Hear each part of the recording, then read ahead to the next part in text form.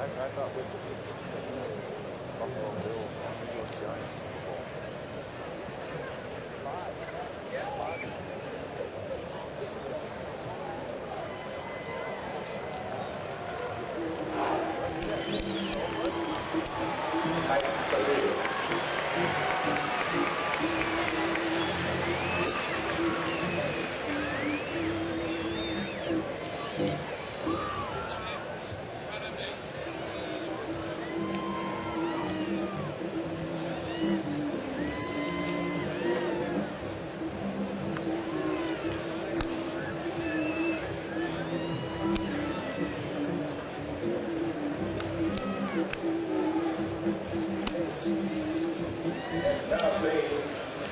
Cal State Fullerton come here today.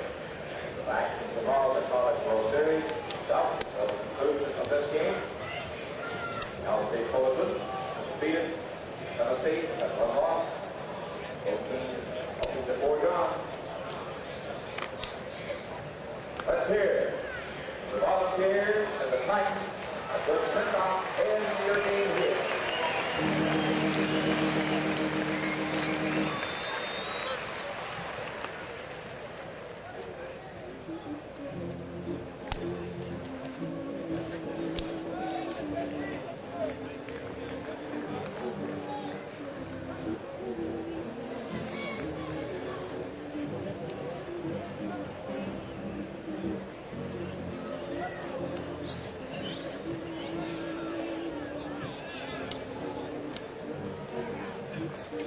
Fan stands in from the right side here to take you through today's action. The voice of the baseball balls, Mike Keith. Hello again, everybody, and welcome back to Omaha, Nebraska, Tennessee, and Cal State Fullerton. Game 12 of the College World Series, ready to get underway.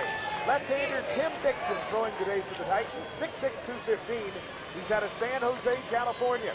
For the year, Dixon 12-0 with a 3.74 ERA. He's making his 17th start. Dixon, 101 innings, 89 hits, 42 earned runs, 58 walks, 79 strikeouts. So, Tim Dixon gets the biggest start of his career, and it has been an interesting career for Dixon. Again, he's from San Jose, originally signed with Long Beach State, was cut, then went to San Jose City College, played there for a year, went to the University of Arkansas Little Rock last season and went 4-4, and then transferred to Cal State Fullerton and has gone 12-0. So 4 schools, 4 years, but a good final year for Tim Dixon. He throws the first pitch of the game to Matt Whitley outside. Whitley's 2 for 11 in the College World Series. His average down to 304, 2 homers, 24 runs batted in. The 1-0. And there for a strike.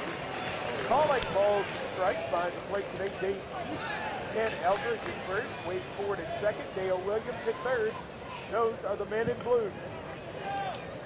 1-1 to Whitley. Hits it in the air to center field. The wind blowing straight in. Going to hold it up for Coxey to catch it easily. Updating the particulars as far as the weather, and it's got to be fascinating to you back home. It is 55 degrees at game time. Northwest wind, 16 miles an hour, giving us a wind chill of 38. Got Treffel there. Treffel takes strike 1. He is the hottest ball in the College World Series. 6 of 12, 3 homers, and 4 runs batted in.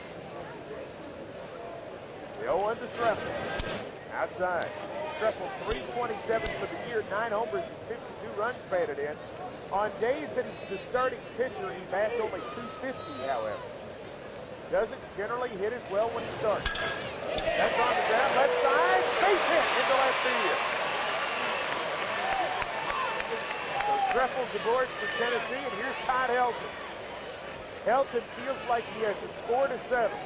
He went 0 for 4 against Fullerton on Monday, drove in a run.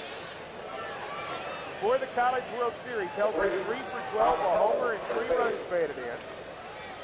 He needs to go 3 for 4 today to go ahead of David DeLucci for the SEC batting lead. Takes inside. Helton at 406, 20 homers, 92 runs batted in. Treffel at first, 1 down in the top of the first. Tennessee and Fullerton here in Omaha. Throws first, Treffel back. Trefle 15 of 23 on the year in stolen bases. Tennessee has a team 6 of 8 stealing in the College World Series. Trefle a good lead. Dixon throws home. Helton takes low. Again, the wind is blowing straight in. You are really going to have to hit it to get it out of here today. That's got to be to Tennessee's advantage. 2-0 to Helton. Another throw to first, Trefle's back. Of course, Fullerton beat Tennessee on Monday 11-1. They hit 3 homers. Tennessee 1 run on 5 hits, all singles. Dixon's got a 2-0 count on Helton. Throws to first again, and Trefle's back. 332 down the left field line. 360 in left center. 408 in center. 360 in right center. 332 down the right field line. A symmetrical ballpark. The pitch. Helton takes it right down the middle. Called strike 1. 2-1 the count to the Tennessee first baseman, number 3, Todd Helton. Trefle gets his lead. Tennessee in their gray pinstripe uniforms today. Helton hits it right back up the middle, base hit. Trefle stops at second with the play right in front of him. So Helton starts off with a base knock. Tennessee's got first, second, 1 down. John Wilkerson, Tennessee is going to have to get on Tim Dixon for this. Mark Kase, the closer, will be ready. He'll go the 9th if they need it. Mark Chavez, the setup man, will be ready. 2 days rest. And Ted Silva, who starts and closes, will also be ready. So if they get 6 innings out of Dixon, they got the lead. They're exactly where they want to be. That's exactly right. And, of course, the one thing Tennessee has to do is get to that bullpen early, say within the 3rd or the 4th inning. And the guy who really is due is Scott Vieira. Vieira's swing and a miss. He is 1 for 11 in the tournament. 0 for his last 9. Vieira's seen the average dip to 339, 11 homers, 56 runs batted in. He's been stuck on 56 forever, it seems. First and second, 1 down for the Big Orange.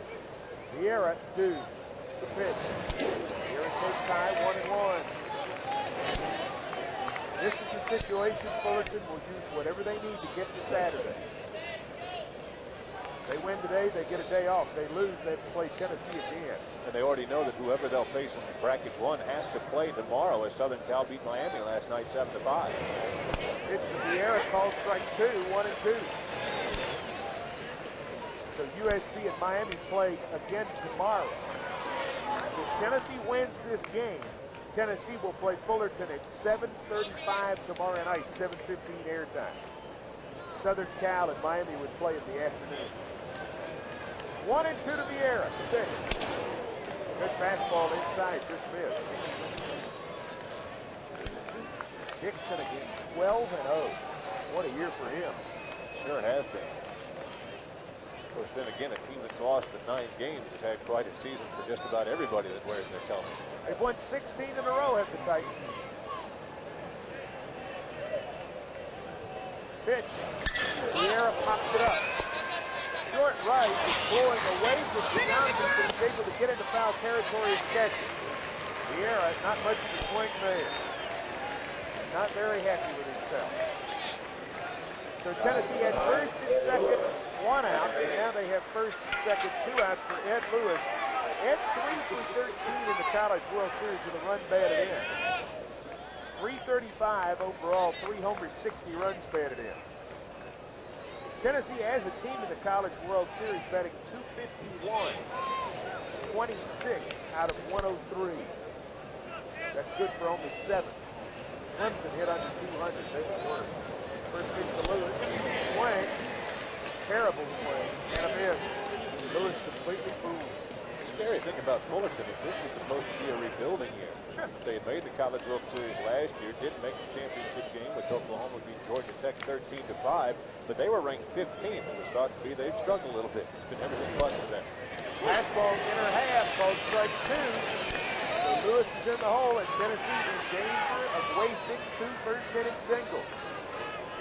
You cannot waste opportunities against Fullerton if you're Tennessee. Lewis digs in. The count is 0-2. Lefty Dixon fires. Way outside. Lewis did not chase it. While he did think about it, he did not pull the trigger. The count is 1-2. Crowd continuing to file in here at Rosenblatt Stadium. On a cold June day, those are the two words that don't go together. 1-2 to Lewis. Lewis and Luther to left. Miranda coming in a few steps and then holds it up for the catching route number 3. Tennessee no runs, 2 hits. The Vols lead 2. That's a bad omen. After a half, Tennessee nothing. Cal State Fullerton coming to bat as you listen to the Tennessee Baseball Network.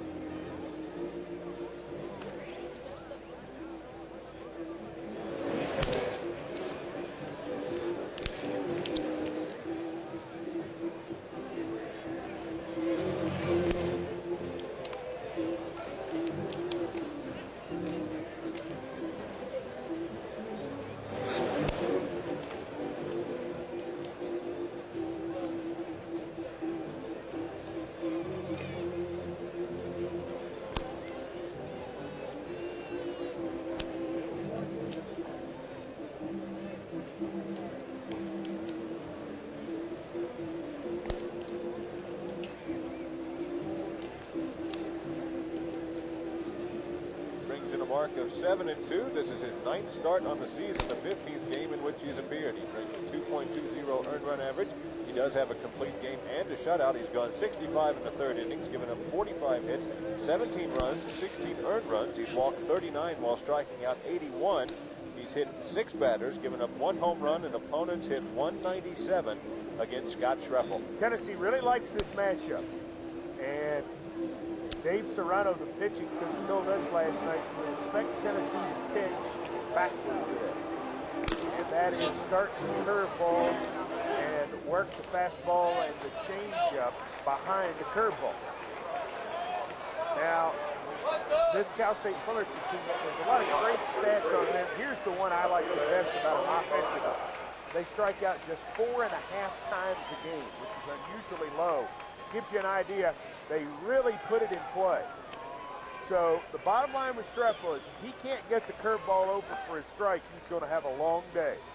And we'll be watching for that. Tony Miranda's in. He's 3 for 8 in the tournament, a home run and 2 runs batted in. That's fouled off. Up and out of play. Miranda for the year, 349, 11 homers, 51 runs batted in. Tennessee did not score in the first. Cal State Fullerton taking their first turn. Mike Keefe and John Wilkerson, Game 12 at the College World Series from Omaha, Nebraska. Glad to have you with us. Pitch. Breaking ball nearly hit him. 1-1. You're going to miss. That's not a bad place to miss. Sets up the curve even better on the outside part of the plate. You got it. The 1-1. There's curveball. High, 2-1. He has a breaking ball that dropped straight off the table. Easily the best curveball on Tennessee's staff. When he's got it wound tightly and it's really breaking, it's almost unhittable. Because it's not a pitch you can sit on. Time call. 2-1 the count on Tony Miranda.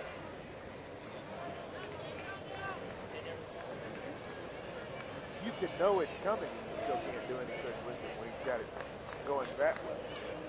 Here's 2-1 pitch. Fastball, line to Lewis on one hop, and throws him out. Fastball. And that's what he's going to do. Schreffel has what Dave Serrano has referred to before is a plus fastball. That's number 8. DJ Ankrum. And he's going to throw it in situations that, if you're growing up and you're playing baseball, you expect fastballs to start with and then a curveball to throw you off. Today, in pitching backwards, he's going to throw a curveball and a curveball and a curveball and then a fastball to throw you off. That's what he did there for out number 1. Here's C.J. Ankrum, 2 for 5 at the tournament. Didn't play his first game, taking the curveball high.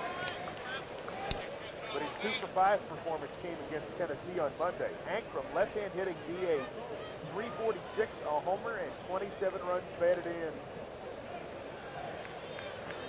Treffel, line to fire. The ball skipped in there, 2-0.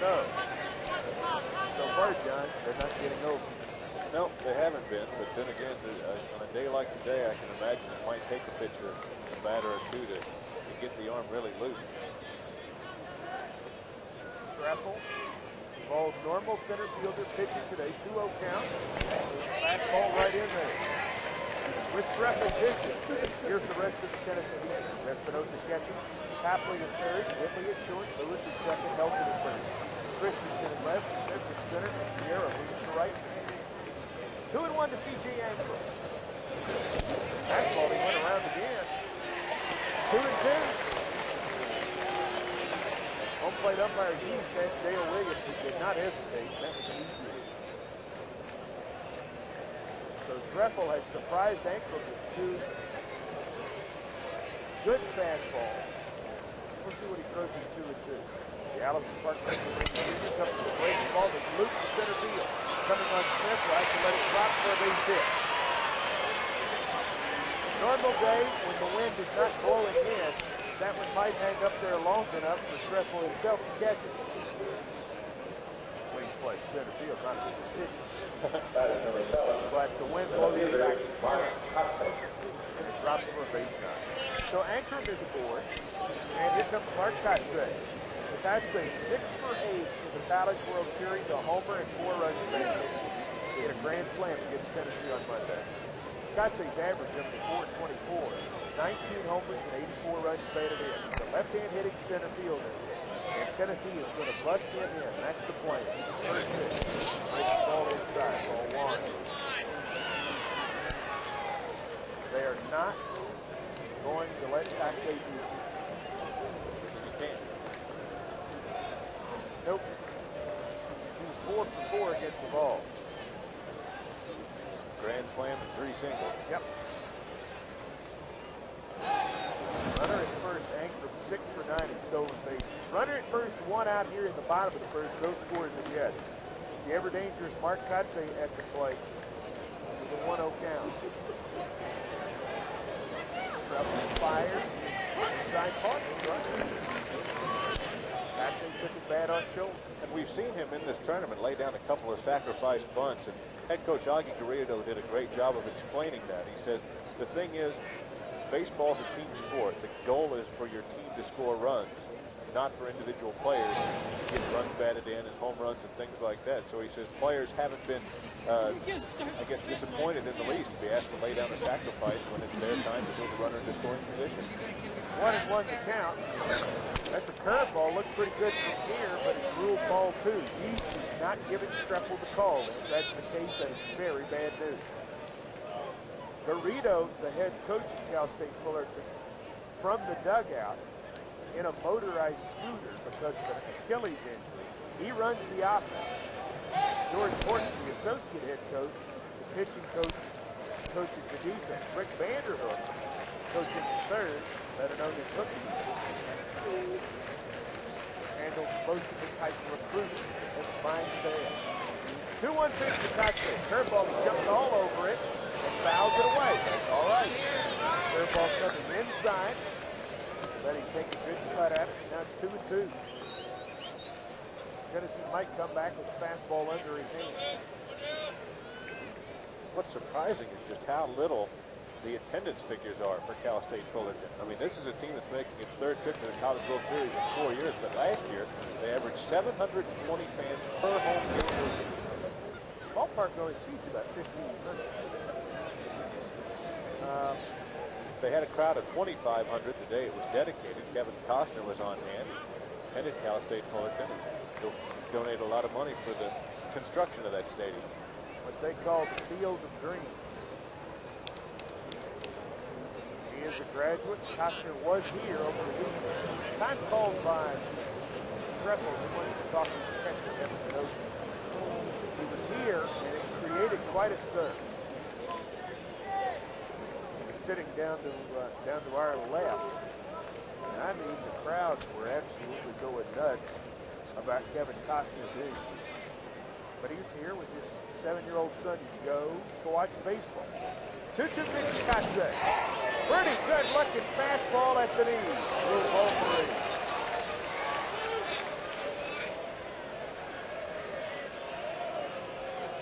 And it looks like the East might be tight today.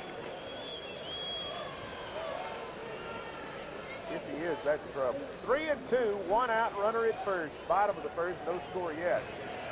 Off and running, actually, ball looped foul off to the left by Katse, who got 50. Katse this year has struck out 14 times in nearly 300 at-bats. It's not bad. Well, Todd Helson's whipped 24 times, which is great. Another 3-2 fouled off left side. Helson's whipped 24 times in 254 at-bats, which is great. That's less than 1 strikeout every 10 at-bats. Katse, 1 strikeout every 20 at-bats.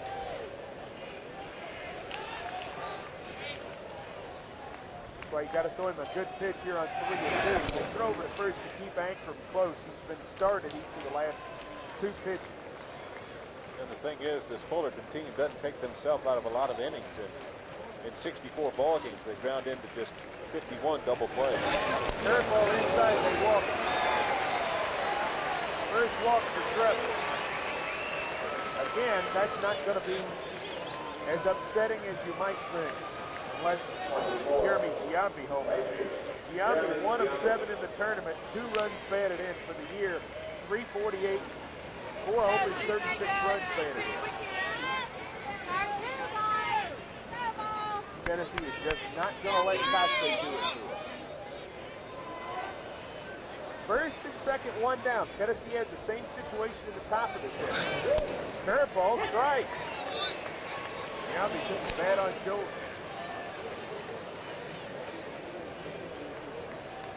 No score here at the College World Series. Treffel trying to pitch out of a jam. Giambi, a left-hand hitter, just a sophomore.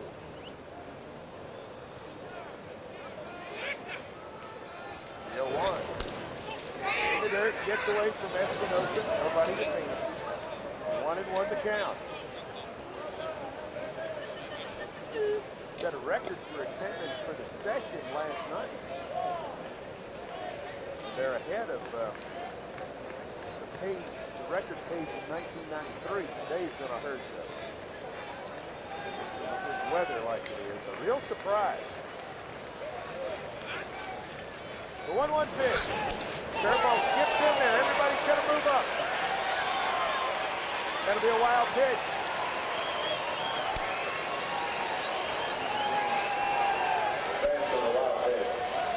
Another thing you get a lot of with Treffel is wild pitches. So second and third, 1 out. Giambi just trying to put it in play.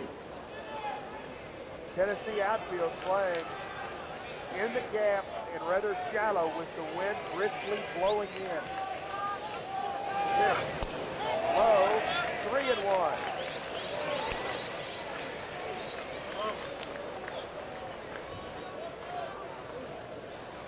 Treffel trying to get the kinks out early. 3 balls, 1 strike to Jeremy Giambi. Pitch. Curveball, ball forward to him. Second walk, and the bases are loaded now for Brian Lloyd, the catcher. Well, the bad news for Tennessee, East is not going to give him the breaking ball. Not at this point. Dave Serrano out there talking to Scott Treffel, Brian Lee leading on the infield. If there's any kind of solace to be taken from back-to-back walks after the first hit of the game for Fullerton, it's that the man coming to the plate, Brian Lloyd, has grounded to more double plays, 9 on the season, than any other member of the CSF lineup. Lloyd is 3 for 8 in the College World Series with a homer and 2 runs batted in. And he has a right-hand. Treffel, of course, a right-hand pitcher, so Tennessee looking to utilize that advantage. Bases loaded, just 1 out. Maybe Tennessee could get the double play ball. But a lot of what you're able to do as far as pitching is determined by what the umpire's strike zone is going to be. And he's has given Treffel only 1 called strike on the curveball. It's not to criticize East in the least, it's just to say that's his zone, and if that's the way it's going to be, it may be hard on Scott. We'll see. Here's Lloyd. 357 on the year, 9 homers, 69 runs batted in. Bases used up, full of Titans at just 1 down. Treffel will continue to work from the stretch. Fires. Curveball called strike. How about that?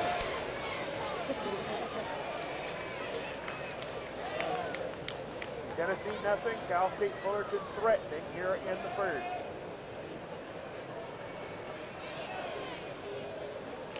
Treffel to the belt.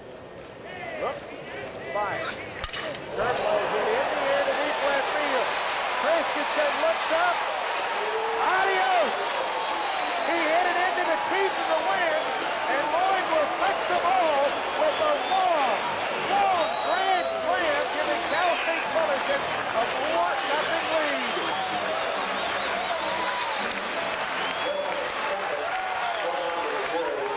He absolutely killed it. And it takes a ball being hit like that on a day like today to get out of here. Christensen, the left fielder, didn't even turn to run. He played shallow and left, and he realized he had no chance. It went through the light tower, which is in between the stands. 1 out. And the next hitter is Joe Frazier, who homered against Tennessee. 4-0 Cal State Fullerton. Right now, this looks like a continuation of Monday. They had a grand slam on Monday against the Vols. They get a grand slam in the first. Frazier takes outside, 2-0. Frazier 3 for 9 in the College World Series, a homer and 3 runs batted in. For the year, a 348 hitter, 7 homers, 46 RBI. Low 3-0. Treffel can't find it. Tennessee absolutely bamboozled.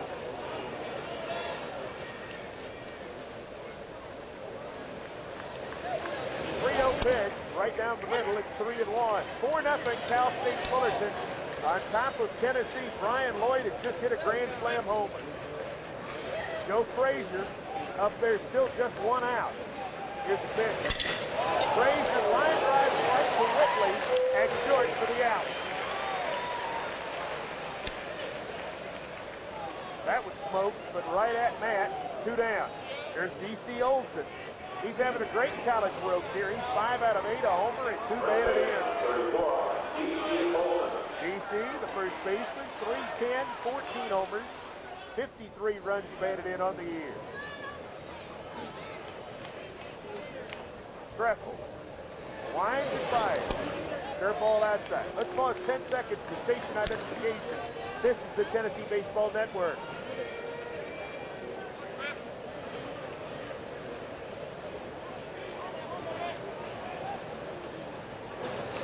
Fastball fouled back this way. The count is 1-1. Each team with 2 hits, but Tennessee at first and second, 1 out in the top of this inning. Couldn't push anything across. Cal State Fullerton gets the same situation, and they push 4 across. Curveball, good looking pitch, stays high, 2-1 it's ruled.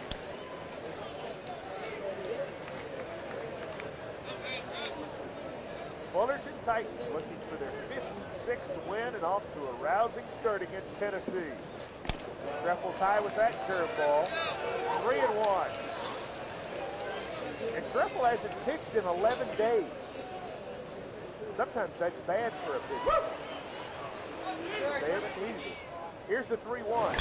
Fastball hit high in the air to short right. And Lewis out. It's going to be Sierra coming in. And Lewis drops the ball. Lewis had the wind playing with it. He tried to put both hands on it. He just dropped it. That's really too bad for him. It's a two-base error. And the inning, which should be over, is now extended. Batter number 5, Jack Jones. Jack Jones, the hitter, 2 for 7 in the College World Series. Jones, 284, 3 homers and 40 runs batted in.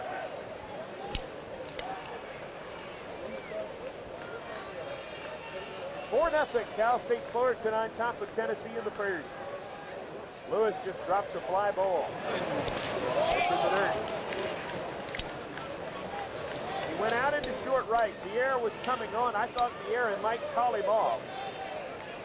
Vieira swerved out of the way, and Lewis tried to clasp it with both hands, with the wind playing tricks on him.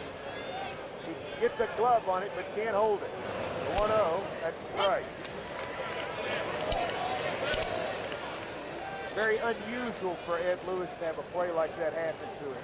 He played a very steady second base, position that he wasn't even supposed to fill at the start of the season. Now, in a position he probably won't play next year either. But he has done very well. 1-1 pitch. Outside, 2-1. Trefle already thrown quite a few pitches. Yeah, this is not really good news for Tennessee. Because they've got to think long and hard right now about making a quick move if Trefle gives him more trouble. That's in the third, but all 3-1. The other thing is the first man out of the bullpen, according to both Coach Delmonico and Dave Serrano, is Todd Helton. He, of course, has no chance to warm up playing defense. Well, they'd have to put him in. I mean, they just wouldn't have any choice now. Trefle not getting the curveball over, and when he has to throw fastballs, he's rather ordinary. There's a low fastball, swing and a miss. 3-2. His fastball is good, but it's really only good when it's working in conjunction with the curveball. Curveball pitching, that's all there is to it. 3-2 to Jack Jones. Trefle faces D.C. Olsen back to second.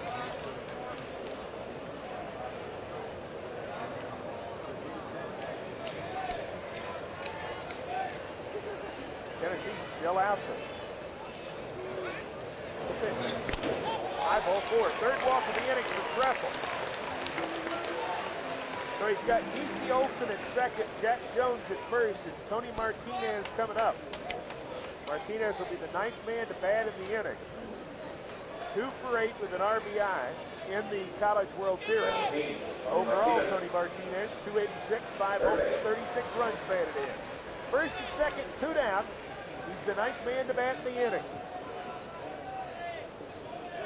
Trefle's got his sign. Nods approval. Martinez asks for time. First inning is now taking a half out.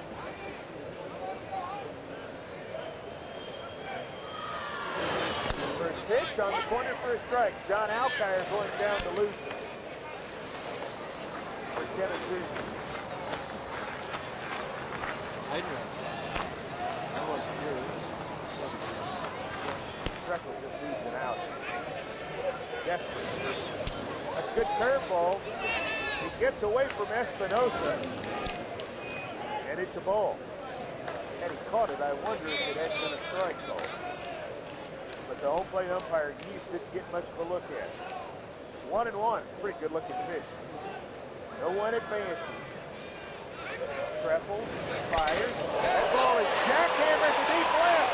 Going back, Christensen looking up. Adios. Tony Martinez will touch the ball. That's a 3-run homer, and Fullerton leads Tennessee 7-0.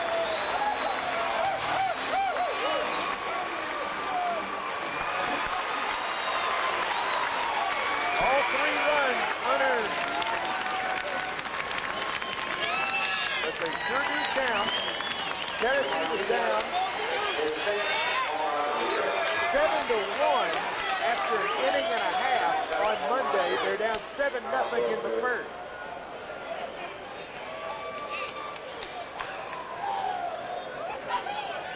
And Treffel just doesn't have it.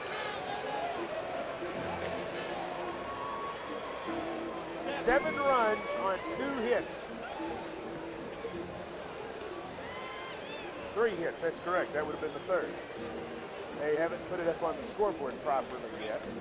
Matter of fact, for a second, they had it 4-1, which was a much more appealing looking score. Unfortunately, that's true. 7 runs on 3 hits, 3 walks, and a big Tennessee error. Here's Miranda, who grounded out to second.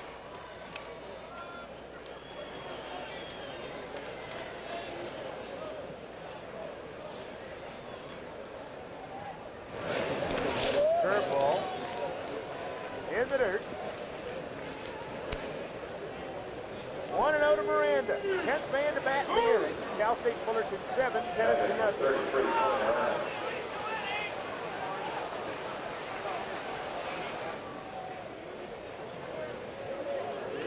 1-0. Strike.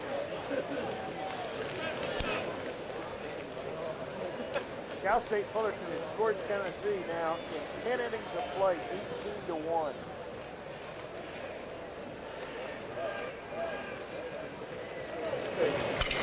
That's roped down the left field line, a base hit. Christensen cuts it off, and Miranda going to have to stop at first. Delmonico's going to have to get Treffel if he knows it. Here he comes. He's going to have to give the ball to number 3 or number 35, and I think he may have chosen number 35. Treffel is done, at least for now. Our relief break brought to you by Rick McGill's Airport Toyota on the Airport Motor Mile.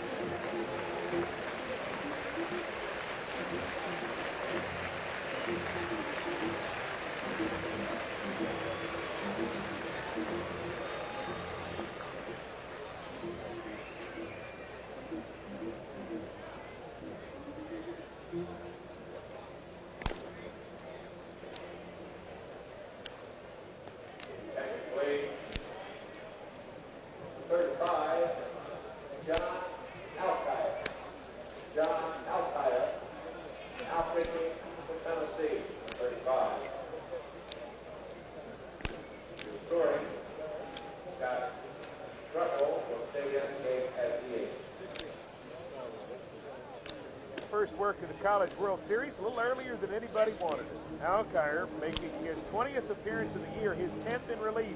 John 7-2 with a 3.77 ERA. He's got a save and a complete game. 74 innings, 61 hits, 33 runs, 31 earned, 43 walks, 47 strikeouts. John 6'4", 180, freshman out of San Jose. So Treffel leaves the field. He remains in the game as Tennessee's DH. Todd Helton begins to throw with teammates. And if Alkire can't get it done, Tennessee's going to go right to Helton. Tennessee down 7-0 here in the first. So Alkire, whose last appearance was a shaky one. Game 3 of the Mideast Regional, he came in and threw to 2 batters. In Tennessee's 14-10 win over Oklahoma State, he walked them both. Yep, wasn't the best of situations for Alkire. But then again, I don't know if this situation might be a little bit different for him for the fact that he's got a lot of folks that he knows on Cal State's lineup. These are players that he's known before, so that's something going against just the reputation of the powerful Oklahoma State lineup. Who knows? Alkire in to face C.J. Angus. Pitches his first pitch, so that is inauspicious again. Now it's first and second, 2 out. And here comes Mark Kotze. Oh boy. Kotze walked and scored earlier in the first. He's the 12th man to bat in the inning. 7-0, Cal State Fullerton over Tennessee.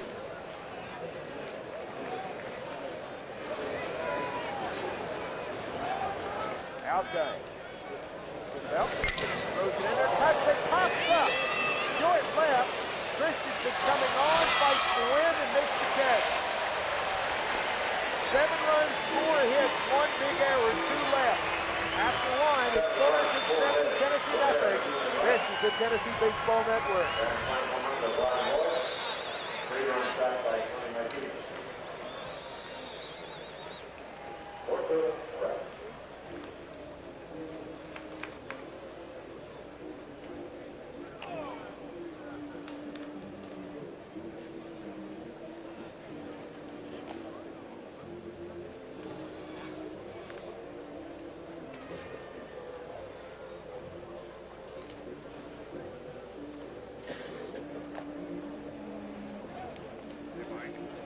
We've got a lot of callers calling in wondering if you're being paid by Cal State Fullerton, so it seems like you're rooting for them. Not bad, calling.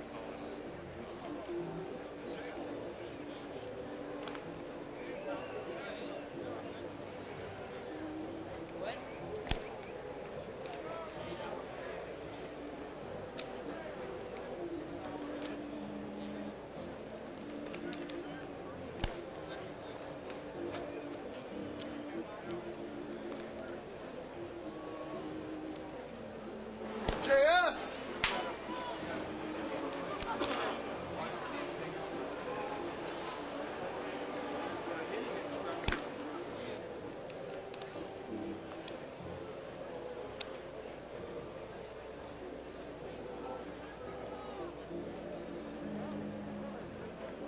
Runs in the first inning.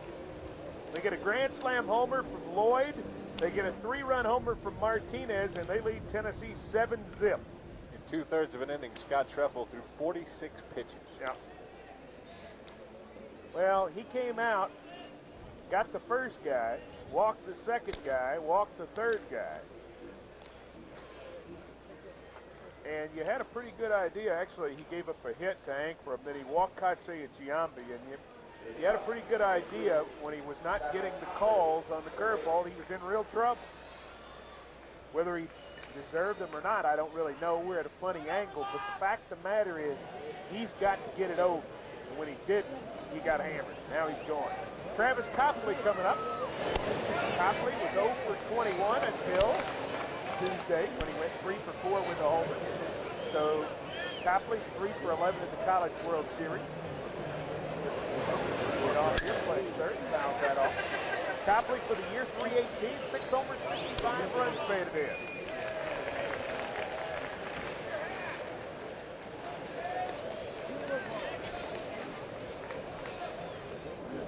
The 1-1 pitch. Inside. The Copley, Christensen, and Espinosa, 6, 7, and 8 for the Vols, who had better get it going. Bad.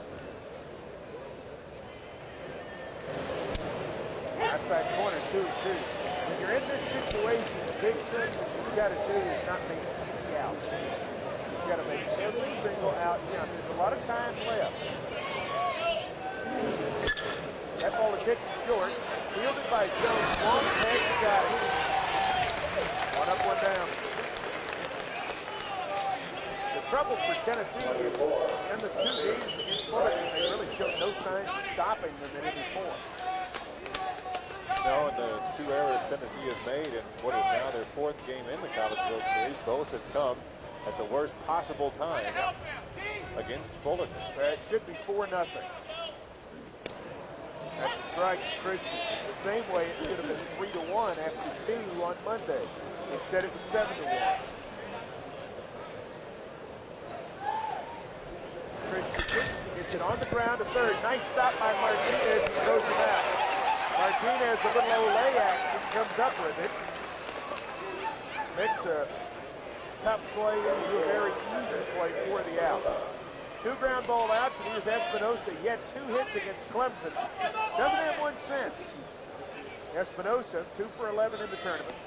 Is averaging 262, a homer, and 27 runs batted in. 2 outs, nobody aboard for Tennessee in the top of the second. Fullerton leading 7-0. Here's the pitch. Bunt, third base line, good bunt. Martinez barehand throws. They still get it.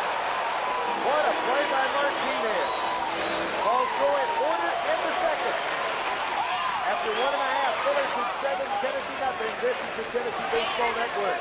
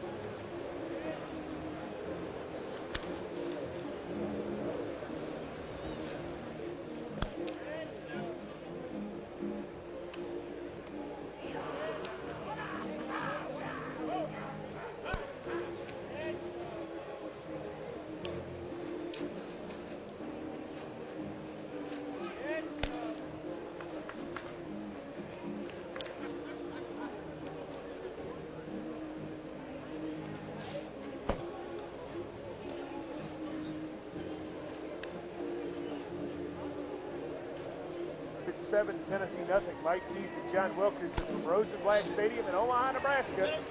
Game 12 of the College World Series. John Alkire on the hill replacing Scott Treffel. Treffel went 2/3 of an inning, gave up 7 hits, 7 runs, 4 earned, 3 walks, no strikeouts. He is now Tennessee's full-time DH. John Alkire is in. Alkire has pitched 2 batters, hit 1, and then got Mark Coxey to fly out to left. Jeremy Giambi coming up. He walked and scored last inning. Alkire's just got to throw it in there and let him hit it. Hope they hit it at Chief. He's got to keep Tennessee in the ball game and go as far as he possibly can.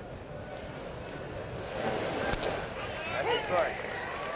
First sign of trouble, Tennessee's going to go to Helton. I don't think there's any question.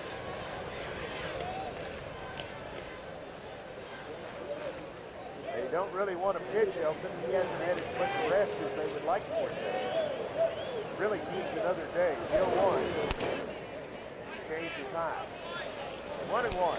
There's got to be a moment of mixed emotions for Alkire. He was excited about the chance to pitch in the College World Series. He had a brother who did the same for Miami, but then again, I don't think he wanted to throw in this situation, trailing by 7.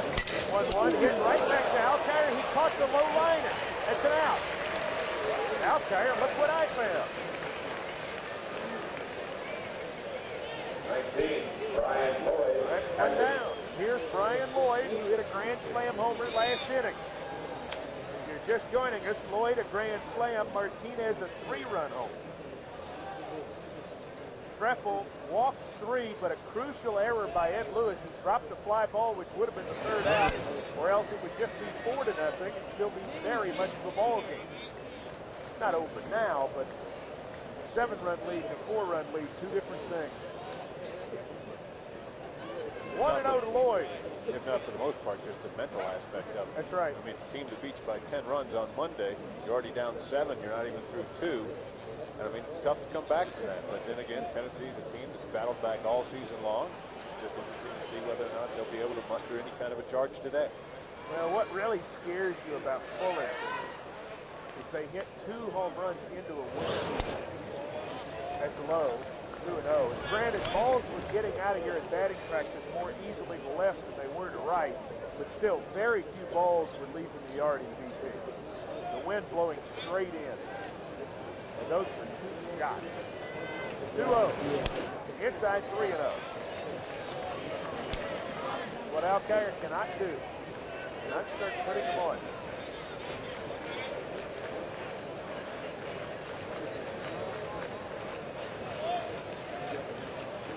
3-0 pitch. Ball 4. The 5th free one of the game for Tennessee. 4th walk by ball 50 and a hit back. It'll come back to haunt you. That and an error. represents 4 of the 7 runs. Yep. So here's Joe Frazier, who lined out to short his first time.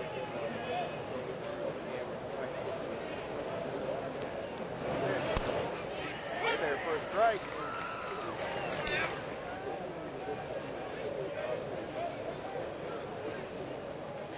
Oh, and 1 to Frazier.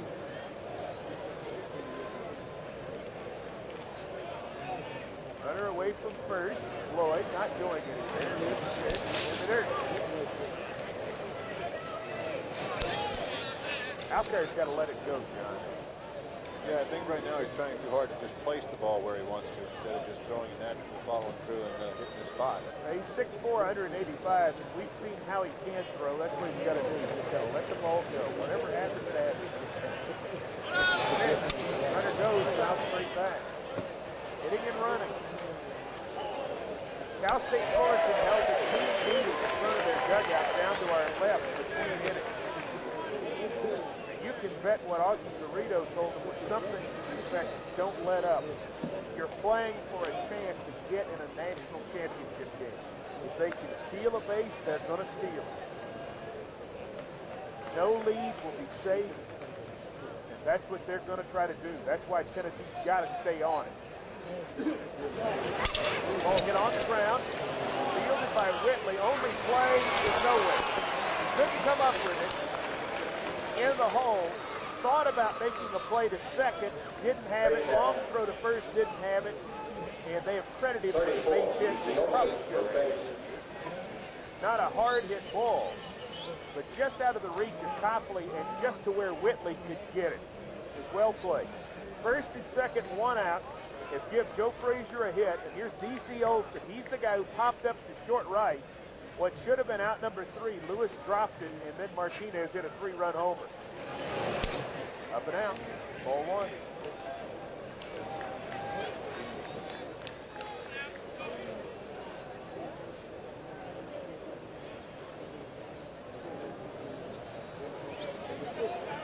Olson right-hand hitting first base. 1-0. Pops it up. Right to the shortstop Whitley, who comes in. The wind's playing with it. Whitley catches it for out number 2. Olson was the guy Sunday night who was taken to the hospital with a kidney stone. That happened early Monday morning, 5:30. Actually, 2:30. They were taken to the hospital at 1 a.m. and was there until about 6 a.m. A long ordeal, and then he hit a home run that afternoon against Tennessee. So 2 down. Here's Jack Jones, runners at first and second. Jack walked and scored on Martinez homer last inning. Alkire working through it so far. Has looped the center, a base hit.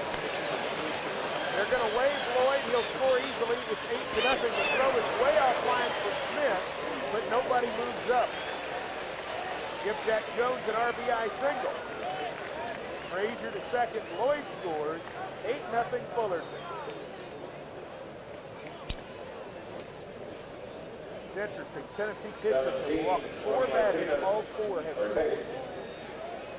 8 runs on 6 hits now for Fullerton. So here's Tony Martinez, he of the 3-run homer fame last inning. First and second, 2 down. Alkire needs another out.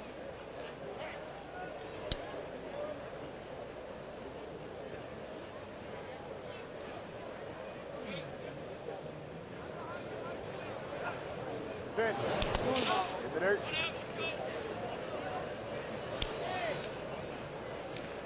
One and 0 to Martinez. Game nearing the 1 hour point. We're just in the second. Tennessee getting roughed up by the nation's #1 team. 1-0. Right, 1-1.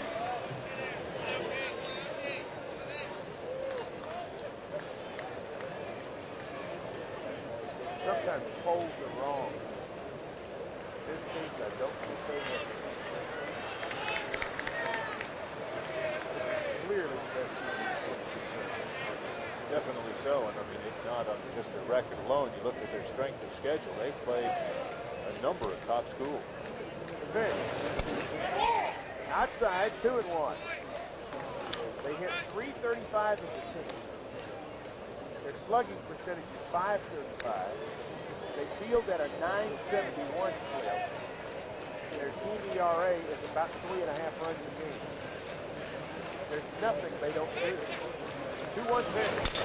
Stop foul.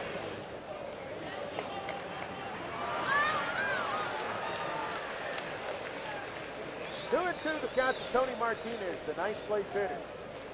Martinez has 6 homers, 39 runs batted in.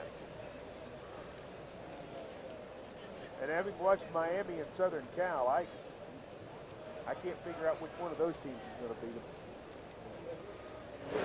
Swing and a miss. Big strikeout for Alkire. Attaboy. 1 run on 2 hits. They lead 2. We play 2. It's Tennessee trailing Cal State Fullerton 8-0. This is the Tennessee Baseball Network.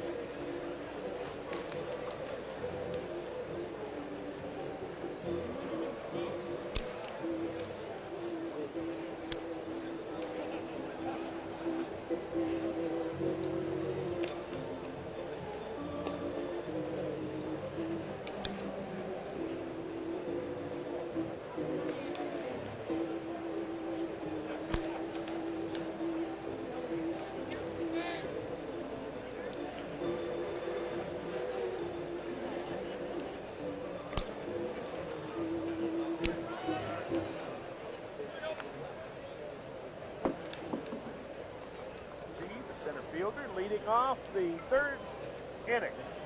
Tennessee trailing Cal State Fullerton 8-0. Fullerton scored 7 in the first, 1 in the second. 8 runs, 6 hits, no errors for the Titans. No runs, 2 hits, 1 error for the Volunteers.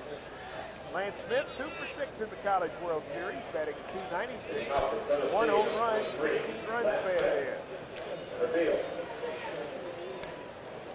Smitty, senior out of Paris, Tennessee.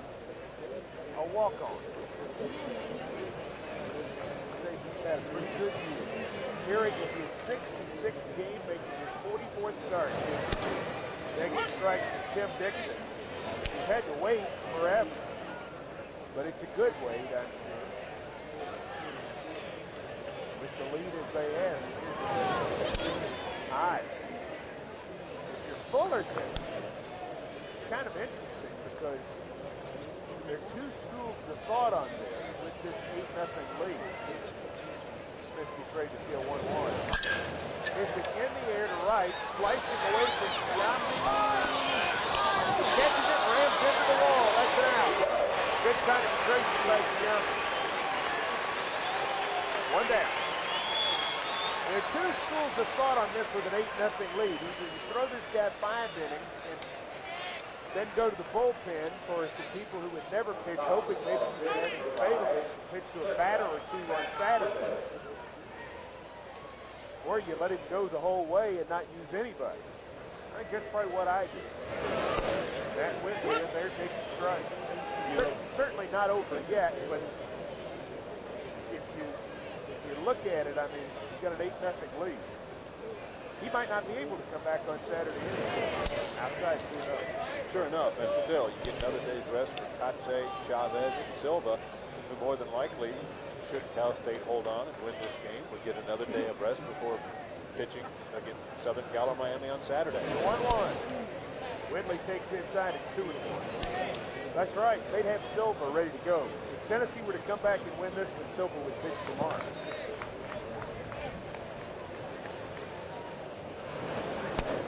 That's low, 3-1. Balls need base runners. If they could just have an inning where they could score a couple, they might be able to climb back in. 3-1 pitch. Whitley hits it on the ground to third. It's rooted by Martinez. He makes a long throw, and they still get Whitley.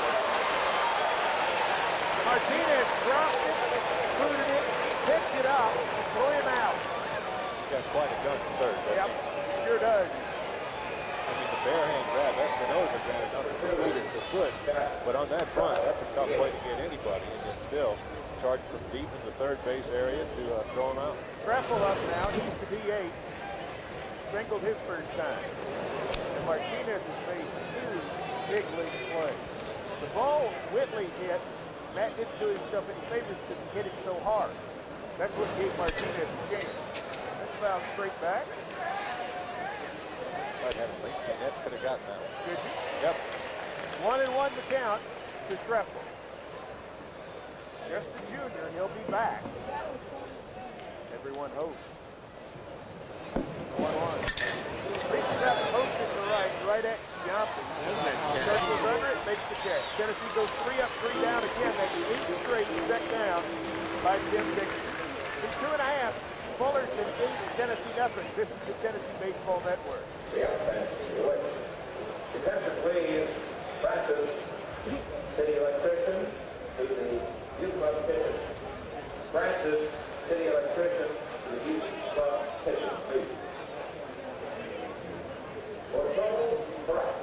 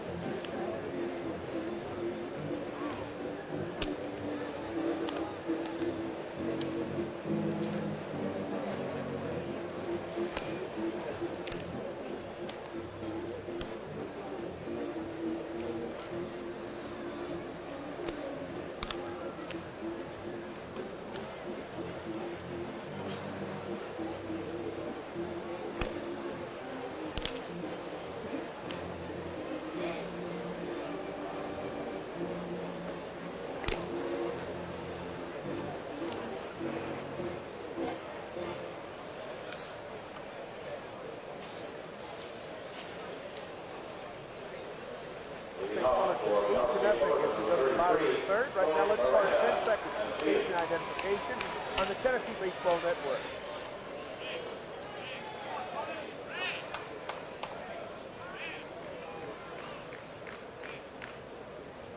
Mike Keith and John Wilkerson from Rosenblatt Stadium in Omaha, Nebraska. Game 12 of the College World Series finds Tennessee and Cal State Fullerton in the Bracket 2 Winners Bracket Final. Cal State Fullerton leads the Vols 8-0. The hitter is the leadoff man, Tony Miranda, batting for the 3rd time in his many innings. Miranda's grounded to second and has singled. Takes ball 1 low from John Alkire, who replaced Scott Treffel after just 2/3 of an inning. Here's the pitch. Outside, 2-0.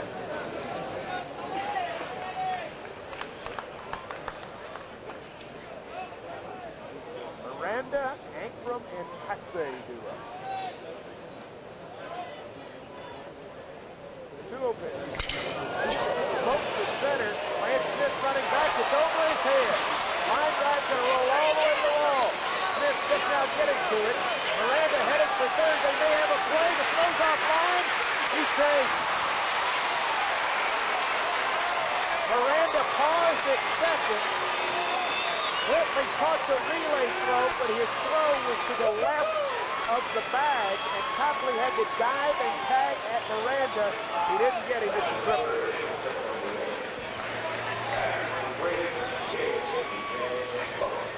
That was hit so low, the wind had no effect on it. Smith waited on it to come to him, and then he realized, oh no, they've hit it over my head, and At that point, it was not good. Had Miranda not hesitated, he would have had third easily anyway. Tennessee's going to play the infield end down 8-0. And here's C.J. Ankrum, who's 1 for 1 with a single, a run scored, and he was hit by a pitch. Alkire outside for that one. Tennessee sending Ankrum and Darlington down to the bullpen. Here's the pitch. Swinging a foul tip into the glove of Espinosa. He dropped it. It doesn't matter. 1-1.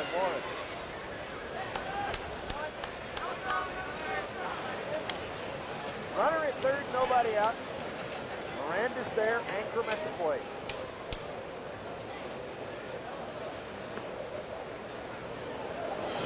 Pitch is outside. 2-1 to C.J. Ankrum for the eighth.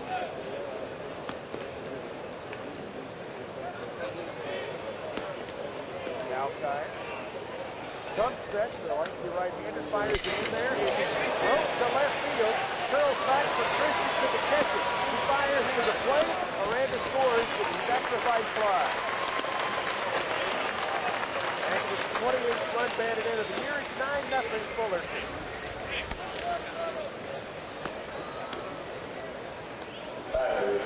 So 1 out, nobody aboard for Mark Kotze. And if I told you that Fullerton had a 9-0 lead on Tennessee, you'd be shocked to learn that Kotze's 0 for 1. Did walk and score run the first, slide out to left to end the first.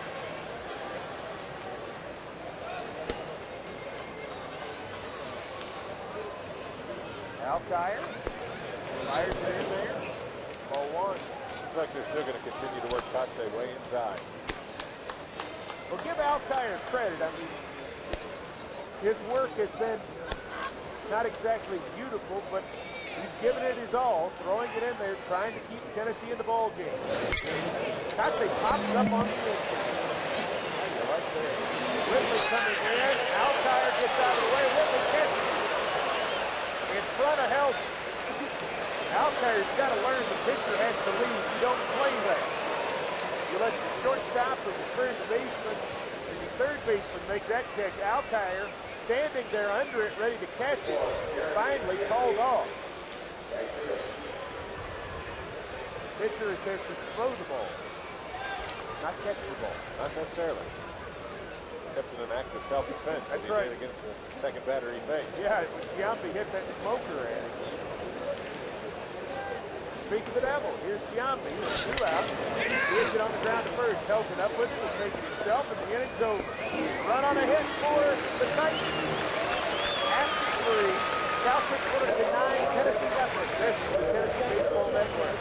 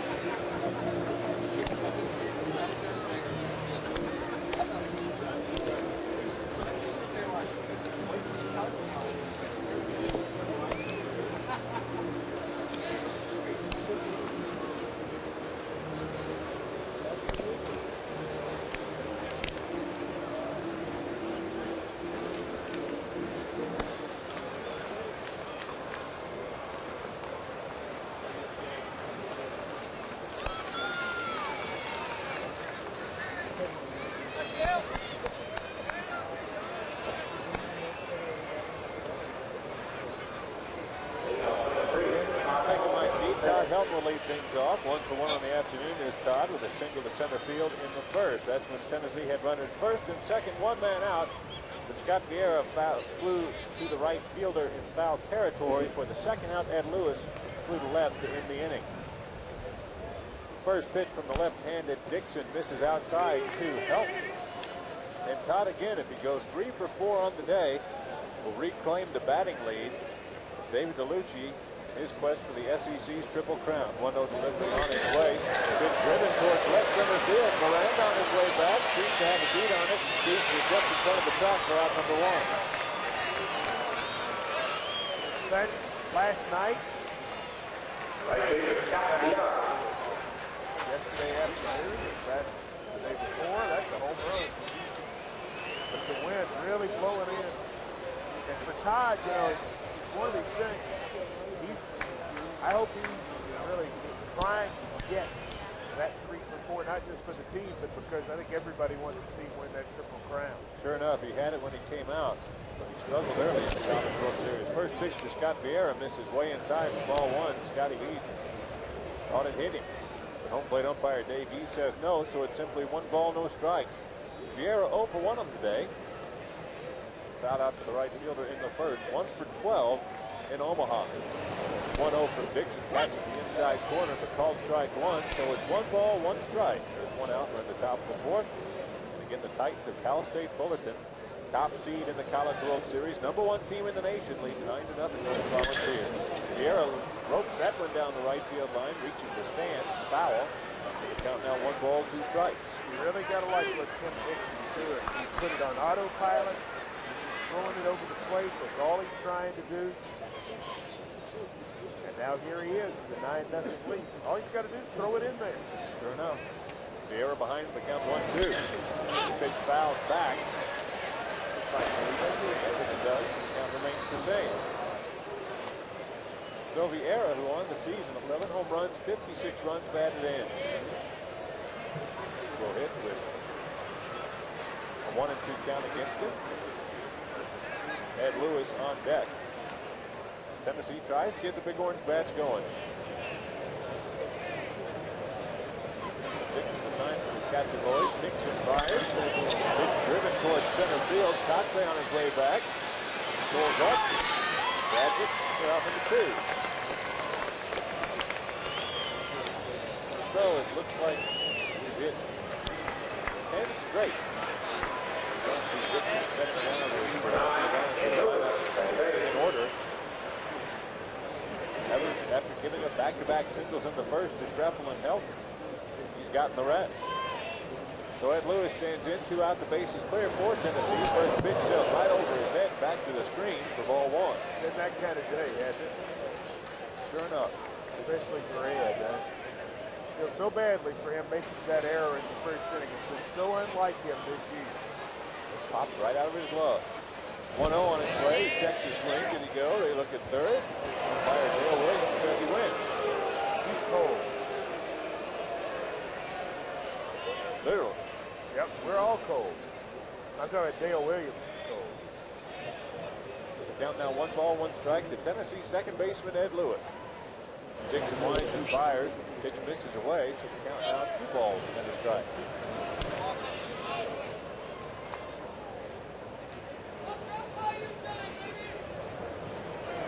Cal State got 7 in the bottom of the first, 1 in the second, 1 in the third. That's their 9. 9-0. Lewis drives one down the right field line, but steps foul. Just a long loud strike 2. So it's 9 runs on 7 hits for the Titans. No runs, 2 hits, and an error for Tennessee. Fullerton, should they go on to win this game, would get a day of rest before Saturday's game.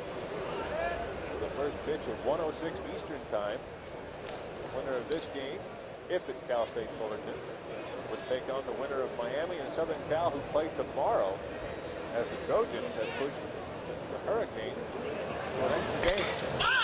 Lewis pops one straight up in the air. Looks like it's going to hit shallow left field. The shortstop Jones holds it in. Another 3-up, 3-down inning for the Volunteers. We're through 3.5. It's Cal State 9, Tennessee nothing on the Tennessee Baseball Network.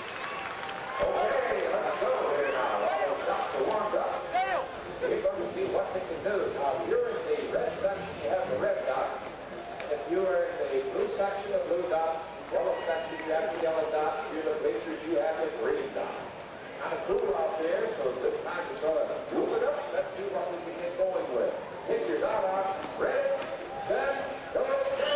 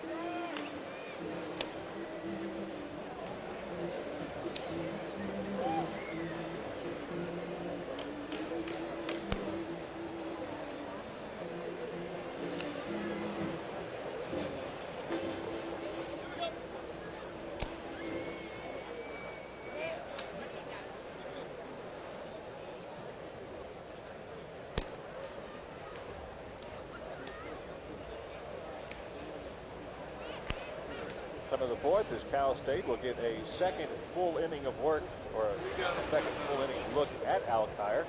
John came on with 2 out in the first.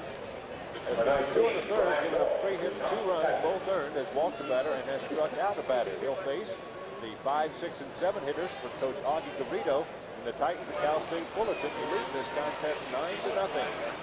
Boyd, not a bad day at the plate, 1 for 1. A grand slam home run in the first, walking around the short. He takes the first big drive, and right like that is toppled into left field for a leadoff single. So the hit for Cal State, their 8th on the afternoon. No action now in the Tennessee bullpen. John Darlington and Travis Exum had been up. But 1 man on, nobody out for Joe Frazier, the second baseman.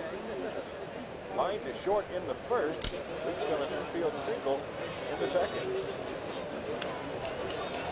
fact, the only member of the tight lineup not to get a base hit, George Victor Alkire misses high for ball 1, is the man on the lead, on the, can't even think of it, the man on deck, D.C. Olson. So Lloyd gets his lead off first as Alkire skips one in to Ray Espinoza. Count now 2 balls, no strikes. What was that just then? I was saying D.C. Olson, only man not to get a base hit in the Cal State lineup, except for Mark Watson. So there's 2. Fouled off the plate, count now 2 balls and a strike.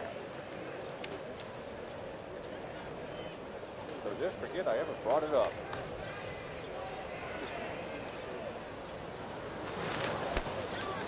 Frazier stands in, homered in Monday's game against Tennessee. Shot to left center. Pitch from Alkire fouled off. We count now 2 balls, 2 strikes. Bill Frazier. So I'm sure nobody knows about him.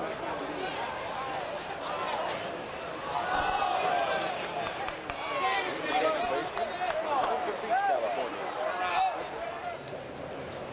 2-2 delivery from Alkire. Curveball stays upstairs. Check swing foul by Frazier. Count remains 2 balls, 2 strikes. Attended Rancho Santiago College before walking on campus. Wait for Coach Augie Garrido, Cal State.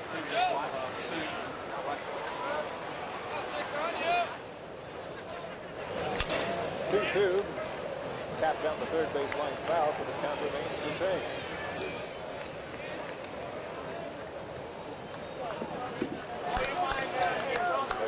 Full name, Joseph George Frazier, answers to the nickname Smoking Joe.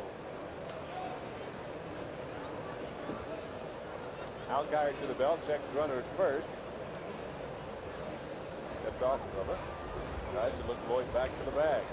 Lloyd 12 of 13 on the year in stolen bases, not bad for a catcher. Kicking the deal, swing and a miss. Strike 3. So Frazier retired, and what is the second strikeout of the afternoon for Alkire. And that'll bring up the first baseman Olson. He reached on an error in the first. Then popped to short in the second. So 0 for 2 with a run scored is Olson.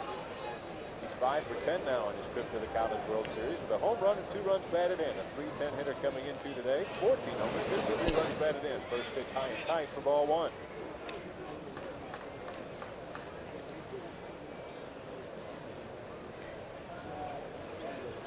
Olson doesn't ground into a double play. Shortstop Jack Jones would hit next for Cal State. Alkire kicks and deals curveball, catches the outside corner for call strike 1. Count now easily 1. In case you're just joining us, we're in the bottom of the 4th in the College World Series. Game 12 of this year's 49th edition. 1-1. Grounded foul down the third base line. But it's out now 1 ball, 2 strikes. It's 9-0 Cal State Fullerton. The Titans are up for 7 in the first off of starting pitcher Scott Truffle. They have since added a single run in the second and a single run in the third. And have a runner on with 1 out. John Alkire faces first baseman E.C. Olson. Alkire comes set to the belt. Fires home, slow curveball. Tip. Actually glances off the mask of Ray Espinoza. Count remains the same. 1 ball, 2 strikes.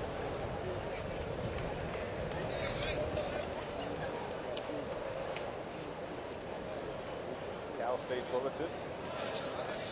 They were to win today, place themselves in the championship game on Saturday, and a chance to win their 3rd as a program. They won College World Series titles in 1979 and in 1984. So it's been a bit of a dry spell for the Titans. Pitch misses away, so the count now 2 balls, 2 strikes. To the ticket information window. Dr. McKnight, ticket information window. Thank you. Tennessee, of course, making just their 2nd trip ever to the College World Series. Their last in 1951. Throw over to first by Alkire, so the count now 2 balls, 2 strikes.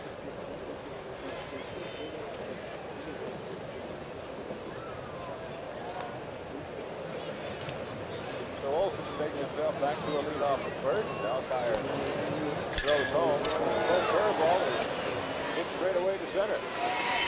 They've had a second point in the wind. Circles under it. Hauls in for out number 2. So 2 down for Jack Jones. The shortstop 1 for 1 on the day. Reached on a walk in the first. Came around to score on the home run by Tony Martinez. Then singled in a run in the second. So Jones now 3 for 8. The run batted in. Tennessee can finish no worse than tied for 3rd in the series, considering the fact that they made the bracket number 2 championship game. Throw to first by Alkire. Boyd in standing up.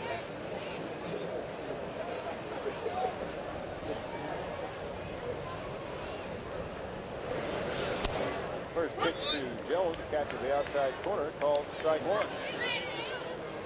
Again, Dave G's calling the balls and strikes behind the plate. Ken Eldridge is in first, Wade Ford in second, Dale Williams in third. That is the Blue Crew with the brisk breeze.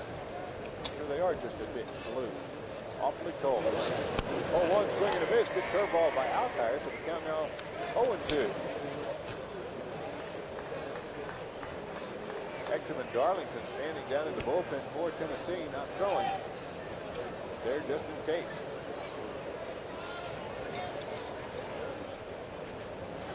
So Alkire to the belt. Throws home. Pitch skips in there. Espinoza, good job keeping it in front of him. 1 ball, 2 strikes now for the shortstop Jones. Jones, a .284 hitter overall, 3 home runs, 40 runs batted in.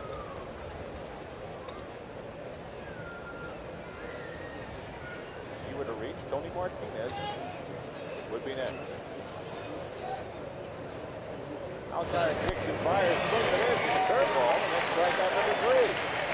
So, no runs on a hit for Cal State, which is 4. The Titans 9, Tennessee nothing. This is Tennessee Baseball Network.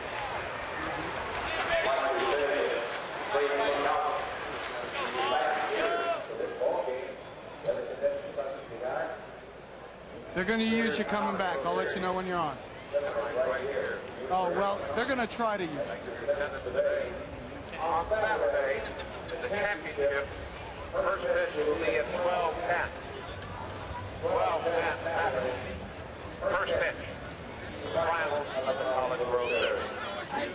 We do not know tomorrow's schedule, so this game is concluded. Other than the fact we know we will definitely have one game. Miami of Cal will play again tomorrow. Saturday, 12:10. About 20 seconds. Your arm?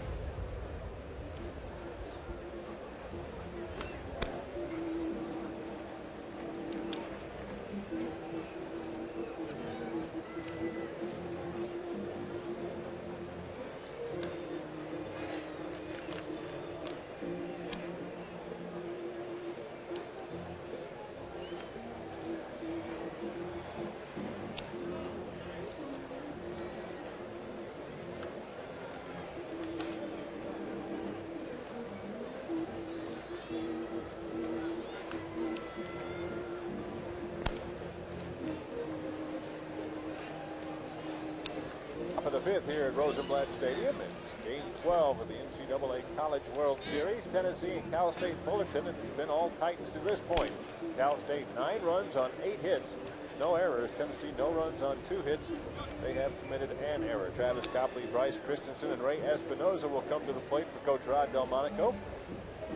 In the top of the fifth, they try to get the Big Orange Bats going. Left-hander Tim Dixon had his way with the ball lineup. Struggled to hit the first, giving them back-to-back singles to Streffel and Help, but has sent everybody down since then. Copley swinging a miss at the high fastball for strike 1. Realize Tennessee has not scored on Cal State Fullerton in the first inning. 12 innings without a run. Titans pitching. 0-1 to Copley, catches the outside corner. So it's now no balls, 2 strikes. Freshman third baseman from South Davis. Freshman All-American in the Mizuno squad. 0-2 to Copley, fouled off the plate. The only pitcher who has not scored well Cal State Fullerton is Swing. He got hit hard. 12 hits and 5 runs. In the win over Stanford. 0-2 to Copley, sails behind him. Now a ball and 2 strikes. That'll wake you up. Tennessee has just not gotten 1 break. Nope. Not 1. 1-2 delivery. Ball strike 3 as Copley looks at the 3rd strike, and believe it or not, that's Dixon's first strikeout of the game. But he continues to set down the ball. 12 in a row. So Bryce Christensen will try to be the first base runner since Todd Helton hit a single up the middle in the first to reach base for the Volunteers. Bryce ground to 3rd in the 2nd. Good play by Martinez. He looks at ball 1 low.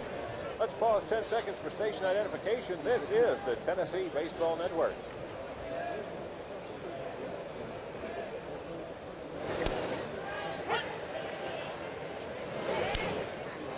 First pitch to Bryce, a called strike, so behind the count, 0-1. Left-hander Dixon ready to work the game. Fires it. Flat foul. Count now, no balls, 2 strikes. All right, standard baseball wisdom that when you go up to the bat, you're behind. You've got to do is take until they throw the strike. The pitcher knows that, so he's going to try to throw a strike. 1-2 on its way. Bryce a little bit more around on that one, but still a foul ball down the right field line. The count remains the same. Christensen, the only regular position player for the Volunteers without a home run. The way the wind is blowing in today, I don't think the candidate leave the yard on this particular afternoon. 1-2 to Dixon. Pitch just misses outside. Count even at 2 balls, 2 strikes. Christensen actually is one of 4 seniors in Tennessee's regular starting lineup today. 2-2 from Dixon, fouled off the plate. Count remains the same. Bryce Christensen went got there at Pat Whitley all season. Of course, Todd Helton, a junior who was drafted first round by the Colorado Rockies, will also be part of the team. A lot of good returning. 2-2 to Bryce. Stretching in the air towards right field. Giambi a couple of steps back, one step over, and calls in for out number 2. So Dixon continues to be very efficient for Augie Garrido. Cal State Fullerton tight. 2 out, the base is clear. Ray Espinoza will stand in from the right side. He had a good idea.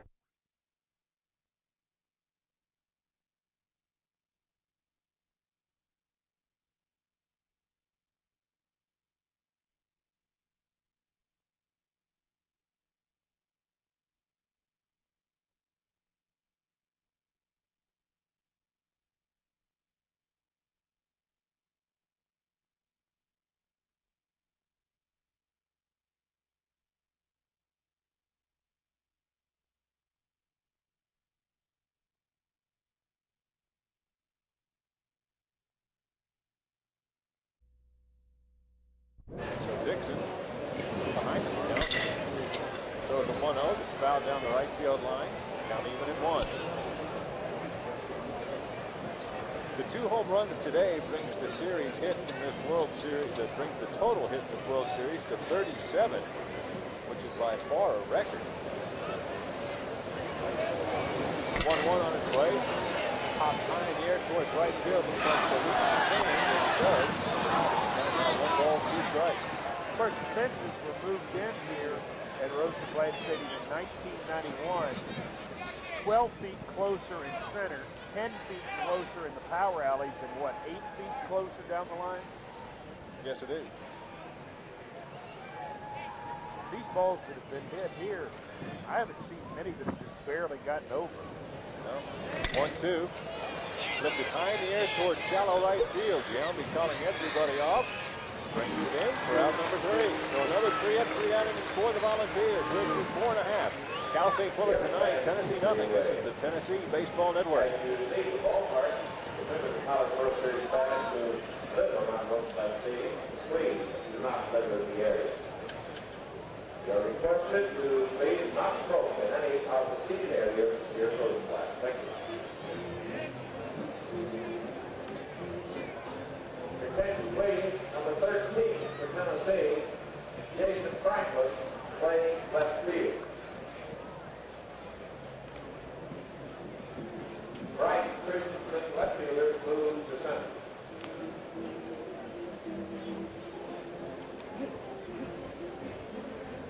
On your scoring, Franklin will bat for center.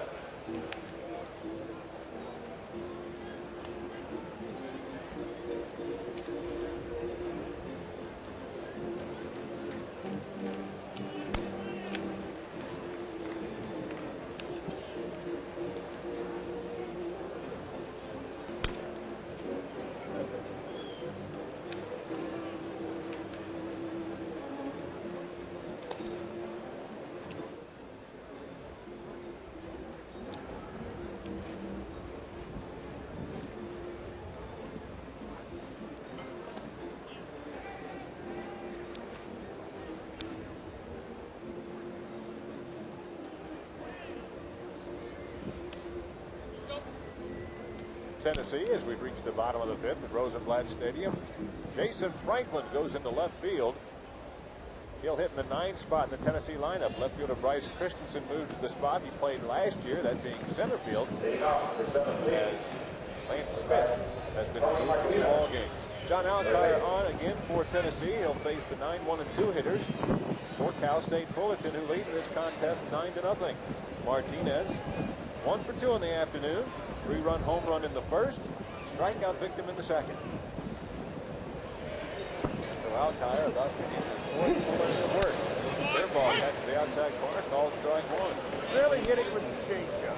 Been able to get it over and been able to make him miss it. He's really a 3-pitch pitcher. He throws a fastball that moves, a sinker, and a straight change. 0-1 delivery. Grounded sharply to Copley, who comes up with it. It's going to take a long throw to get him, and he does. Copley, a little bit of trouble getting that one out of his glove. Gets him 5-3 on the putout. Copley gets his body in front of him and actually presses the ball against his body to make sure he can't get away. Pressed it against the inside of his thigh. He tried to reach down and grab it. Jay, into his leg, and he finally comes up and makes a nice play. Didn't look beautiful, but he absolutely did his job there. Tony Miranda making his 4th plate appearance already. We just one out into the bottom of the 5th. 2 for 3. Curveball called strike 1 for Alkire. Ground to second base to start the bottom of the 1st. Tennessee wouldn't get another out until 3 base runners and a grand slam later. 0-1 on its way. Curveball swing and a miss. So the count now, no balls, 2 strikes. But Miranda had a single later in the 1st. They sent 12 men to the plate.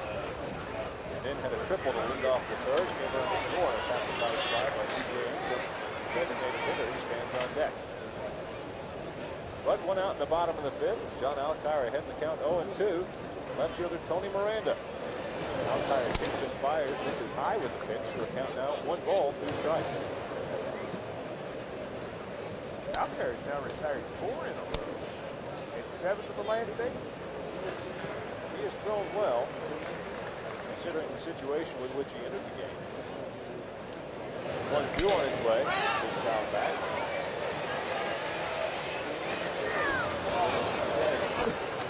But Miranda, 5'10" senior, 175 pounds, out of Linwood, California. One of those players that came from Cerritos College.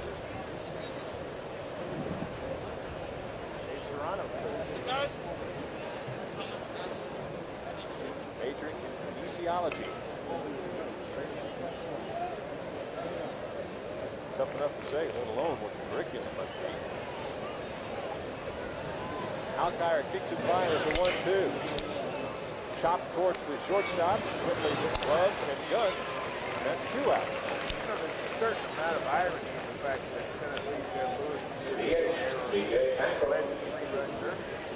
Tennessee's made only 2 errors in the World Series. They've fielded beautifully overall, but the 2 errors in games against Cal State Fullerton have just killed them.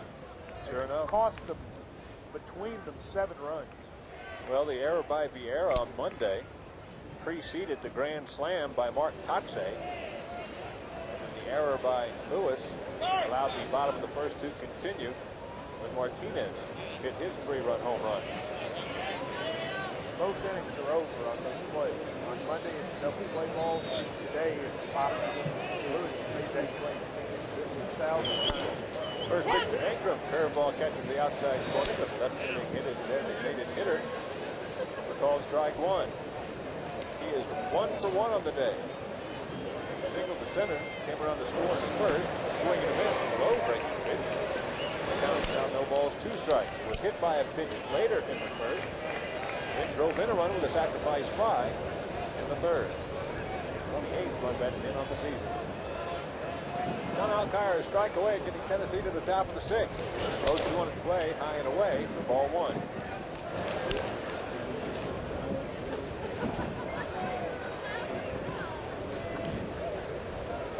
Ingram, the freshman, 6'1", 185 pounds, from Saratoga, California. He lets a slow change and catch him at the backside. That allows the 5th to continue. Second hit by pitch by Alkire. A 2-out base runner, center fielder Mark Kotze, who is 0 for 2 on the day. He did draw a walk, came around to score in the 1st, but has flown to left, popped to short. Alkire has hit Ingram both times. Both big DCs for Ingram. So Ingram is 1 for 1 in 4 places. First pitch to Kotze, misses going away for ball 1.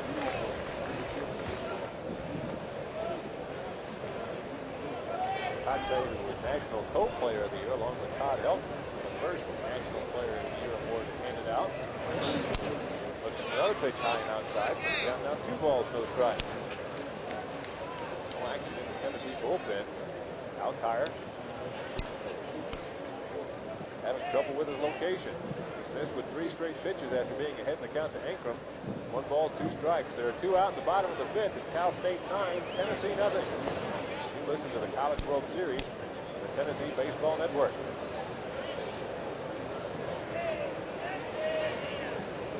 Ankrum will lead off first. Kotze drives one towards right field. Vieira on his course, won't be able to pick it up. One bounces to the ball. They're waving the runner in from third. Throw to the plate, not going to be in time. As Kotze stands at third with a triple. For a double, he'll take third on the throw home. Still it's an RBI, number 85 on the year for Kotze. It's now 10-0 Cal State.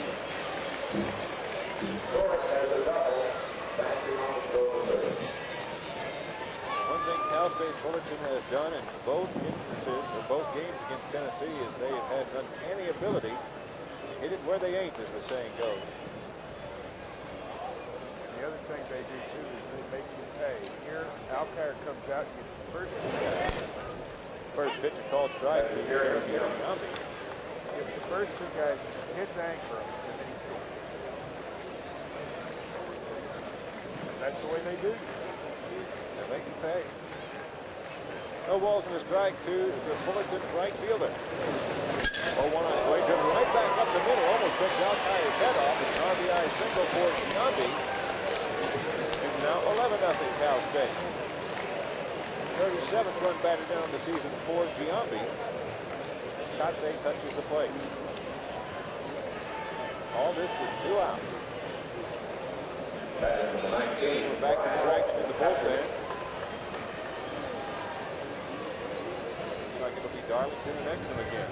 My guess is Alkire doesn't get this batter. We'll see one of the 2.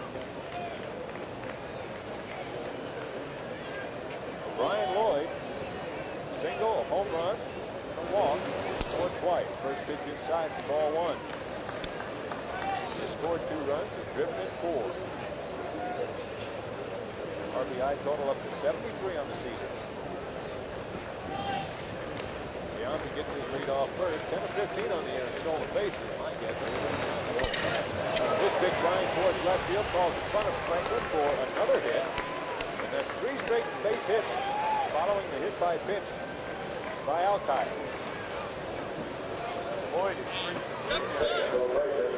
Here comes Dave Serrano. Obviously buying time for one of his pitchers warming up in the bullpen. Here comes the rookie himself. It's really unusual. It's always Delmonico with Tennessee. So you can let Serrano go ahead and do it. Tennessee down 11-0, and all of a sudden it's all gone wrong for Alkire. Getting ready to say before he shoots the anchor, he's going 4 innings. He's given up 4 hits, 3 runs, both earned. 1 walk and 3 strikeouts. He was acquitting himself very well. Then he hit Ankrum. Gives up a double to Kotze. An RBI double to that. An RBI single to Giambi, and then another single to Boyd. And they're not going to pull it. They are going to stick with him. And give him a chance to say go crazy. And I think a lot of this, to be honest with you, by no means Tennessee is giving up the game. But they know that the future of Tennessee baseball is going to be bright. They're going to need John Alkire. Sure enough. And they need him to learn to get out of a situation such as this. 2 men on, 2 out. We're in the bottom of the 5th. It's 11-0 Cal State Fullerton as Alkire works to Frazier. First pitch, swing and a miss, and a ball in the dirt. Count now 0-1. Frazier is the only Fullerton player not to score a run. He lined the short in the first, reached on an infield single in the second, and struck out in the 4th. So he is 0-1 for 3 on the day, and the only Titan not to touch the dish. Behind in the count, 0-1 to Alkire. Checks the runner at second, gets the flyers home, hits the line, but hard and fouled on the left field line. He's down quickly 0-2. So Lloyd will return to first. Giambi back to second. 2 runs are in the bottom of the 5th. Cal State Fullerton has extended their lead from 9-0 to 11-0. The 12th game played, 45th annual College World Series at Rosenblatt Stadium, Omaha, Nebraska. Here's curveball called strike three on the outside corner. For the second consecutive plate appearance, Frazier is out on strikes. Allenmeyer gets Tennessee back to the dugout. But 2 runs on the 3 hits. 2 men left after 5 complete. Cal State Fullerton 11, Tennessee nothing. This is the Tennessee Baseball Network.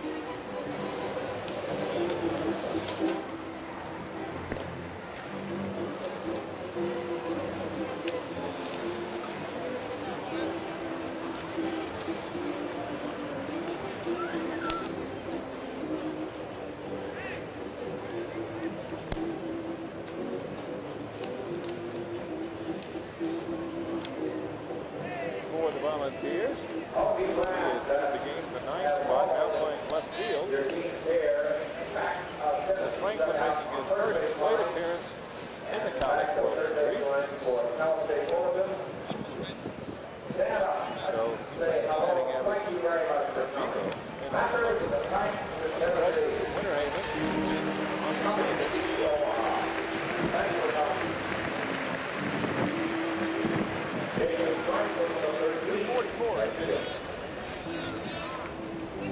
I believe so. Sure enough, 5 home runs, 26 runs batted in. First pitch, misses inside for ball 1. With this plate appearance, I do believe that every position player for Tennessee has made an appearance in the College World Series. 1-0. Franklin pops one sky high into the air. Don't think it'll get out of the infield. Third baseman Martinez sees the wind, really playing with this one, but he hauls it in. And the pitcher's mound and the plate. A sky-high pop-out for Franklin. To take that back, Altman has not yet made the plate appearance.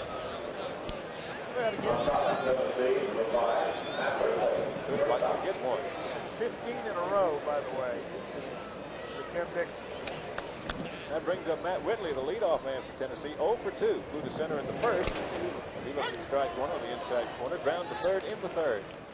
So Matt 0 for 2 in the afternoon. 2 for 13 in the College World Series. 0-1 from Dixon, misses high and away. So the count now a ball and a strike. Whitley, who, if I'm not mistaken, set UT marks for games played and plate appearances this season. Waits the 1-1 from Dixon. Pitch grounded right at the shortstop zone. He scoops it up, goes to first, and 2 quick out. So that's 2 down. The base is empty for designated hitter Scott Schreffel. Scott had a single in the first, flew to right in the third. So 1 for 2. Of course, Schreffel today is the starting pitcher. An outing I'm sure he'd love to forget. First pitch misses away. Schreffel, unless he comes back as a pitcher. An earned run average of 54. 1-0 from Dixon. Catches the inside corner, calls strike 1, so the count even at 1. Not good. Not good at all. Could get a curveball in there. 1-1, misses away, so the count now 2 balls and a strike. Should Schreffel reach, Todd Helton would be next. Todd needs base hits in his next 2 plate appearances to catch David DeLucci and win the SEC Triple Crown. 2-1 to Greppel, misses outside. Count now 3 balls and a strike. Dixon has not walked the batter, has struck out 1 through his 5 2/3 innings of work. Cold, blustery day in Omaha.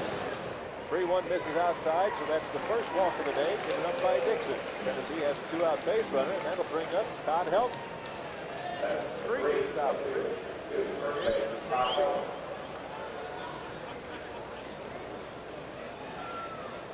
So Helton, the only ball going without the sleeves on this cold afternoon, will stand in from the left side. Had a single to center in the first, flew to left in the fourth. The wind's not blowing out. It's home run number 21 on the season. Pitch misses inside. We count 1-0 to Helton. Now walks don't help him, John. 2 for 3 performance doesn't even do it. No, it's got to be 3 for 4. Yeah, 2 for 3 actually would put him at 409. Oh, you'd hate to miss it by a point. DeLucci finished at 410. He's got to have 3 for 4. 1-0 on its way. Curveball almost. Had Todd bailing out. That brings a visit from pitching coach for Cal State.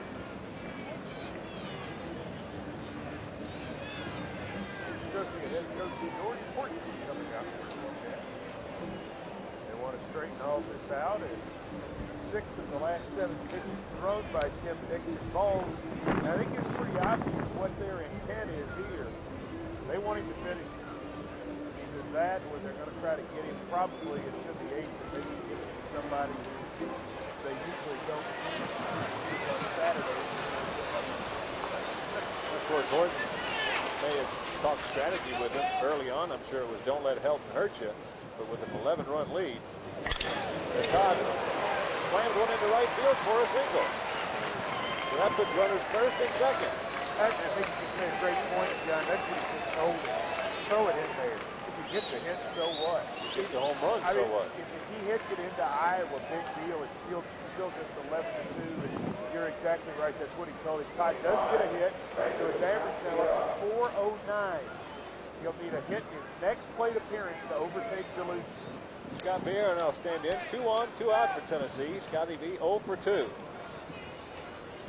Flew out to the right fielder in the first, flew out to the center fielder in the fourth. First pitch comes inside. Did it hit him? Goes and gets away from the catch, and the runners advance. So he'll be running second and third.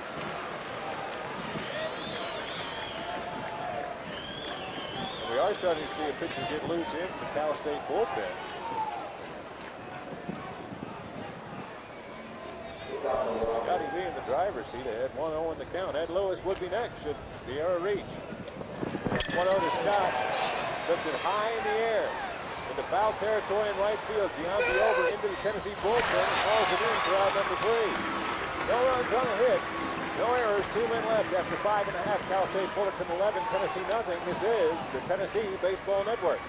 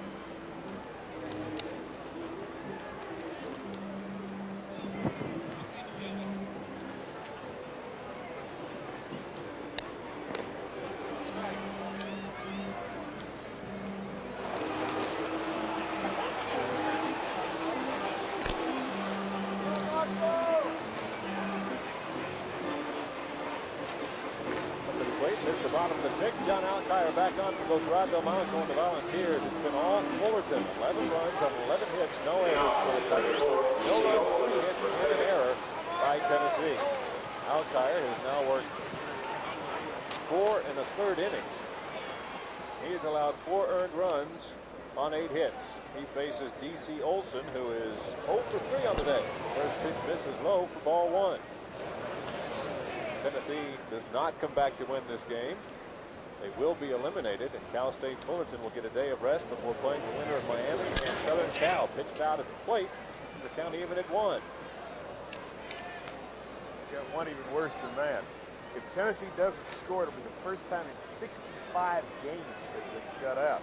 Remember the only other time this year they've been shut out? Pitch ground right back by Alkire. Gets by the diving Matt Whitley into center field for the 12th safety of the day. For Cal State Fullerton shut out this year. Long Beach State, 9-0 on the Sunday game. Yep. Only one. So a man on, nobody out for shortstop Jack Jones. Jones a single, drive in a run, a walk, on which he scored, and a strikeout victory. That makes him 1 for 2. He looks at a fastball called strike 1.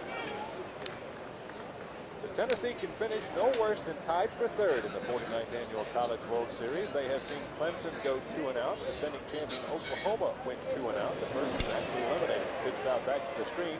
Count 0-2. Bit of a surprise. Florida State was gone in 3. And Tennessee eliminated Stanford for the right to play Cal State Fullerton the second time. Their 6-2 win on Tuesday night. Tennessee, regardless of the outcome of today's game, has done themselves proud in earning no worse than a 3rd place finish. Pitch popped high in the air towards shallow left. It could actually come back in. Actually, Franklin calls off Whitley and calls him in for out number 1. He made that catch, what, 15 feet off the infield as it turned out? If that. The wind still blowing straight in. In case you're just joining us, at game time, 55 degrees, northeast winds at 16, which means they're coming straight in. And a wind chill of 38 degrees here on June the 8th. So 1 out, a man on for Tony Martinez. The third baseman looks at called strike 1. He hit a 3-run home run in the first. That chase starter Scott Streffel and followed the error committed by Ed Lewis. He then a strikeout victim and struck out in the second. Not the third, in the fourth, as Martinez looks at ball 1 inside. Tennessee, one of 3 Southeastern Conference schools to have a winning record in the College World Series. 1-1, driven foul down the third base line. Count now a ball and 2 strikes. Bit of a surprise. LSU at 15-11. Tennessee coming into this game were 6-3. Yes, they are. They were 4-2 in 1951, 2-1 to this point. 1-2 misses away, and the only other team with a winning record, Georgia. Correct. They have made 2 trips. They won it all in 1990. They have a 4-3 mark. LSU has won the College World Series title twice. They won it in 91 and 93. Ground right back up the middle. Gets under the glove of Ed Lewis, who made a diving stab at it for the second single of the inning. The Reds took runners first and second, one out for the top of the order, and left fielder Tony Miranda. It might not be long before we see Darlington or Exum. Well, I think now would be a good time to do that because you don't want Alkire to stay out there and get beat up. He's done a good job. He pitched pretty well. He's going against a great team. And they're making no move right now to come get him. I think they want to see him work a little bit more. Miranda 2 for 4. His 5th plate appearance. We're just to the bottom of the 6th. Fastball stayed high for ball 1. Alabama is a team that doesn't have a losing record. They have made 2 trips to the College World Series, 1950 and 1983. They're 4-4. Arkansas is 7-8. Auburn 2-6. Florida 3-4. College World Series play. Pitch misses low. Count now 2-0. But Florida has a new coach in Andy Lopez, who won it all with Pepperdine in 1992. So maybe their next trip out, the Gators get over the 500 mark. Ole Miss 3-8 in 4 trips. Mississippi State 5-10 in 5 trips. Grounder to third. Copley, a good play, throws to second for 1 on the third. The 5-4-3 double play. Tennessee's out of the inning. No runs on 2 hits. There's 1 man left. Wilson 6. It's Cal State Fullerton 11, Tennessee nothing. This is the Tennessee Baseball Network.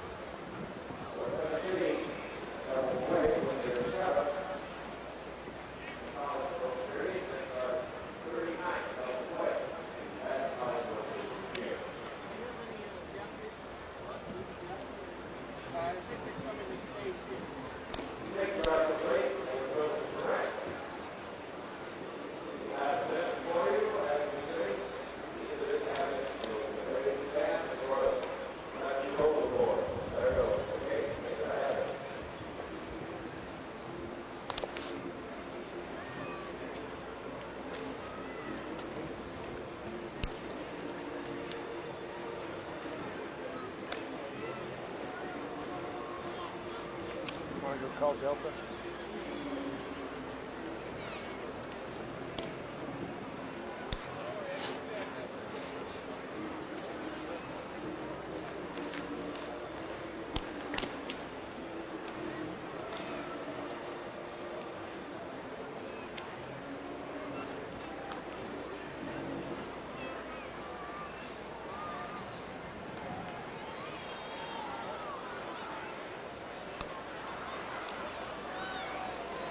Will lead off the top of the 7th. Tennessee trails Cal State Fullerton 11-0. Here to take you the rest of the way, the voice of the baseball ball, Mike Keith.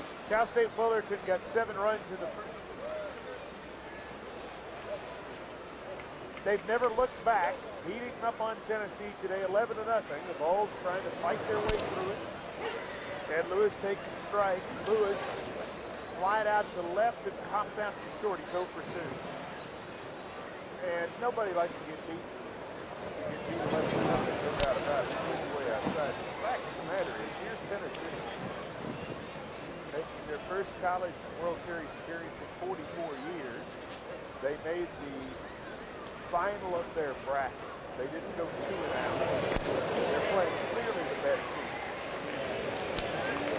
And I have a feeling that Lewis Swift position is 1 and 2, but we're seeing the national team.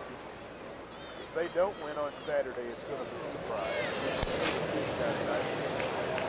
And there's no disgrace in that. And every year, Tennessee has taken a step. I think that's what the Vols made a region. In 1994, the Vols won the SEC and made the regional final. In 1995,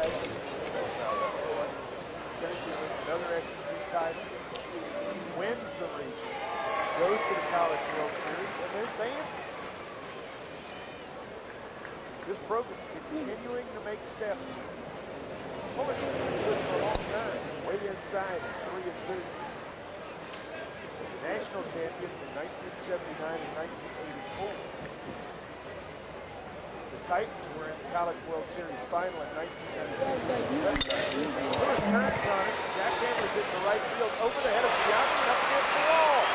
Ed round third, takes the second. He's got it up. Good job by Ed Lewis there. Really stuck it to right field. And again, the wind blowing straight in from center.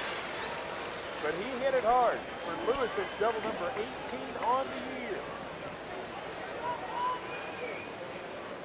What a year Ed Lewis has had. He is 90th hit. Travis Copley coming up.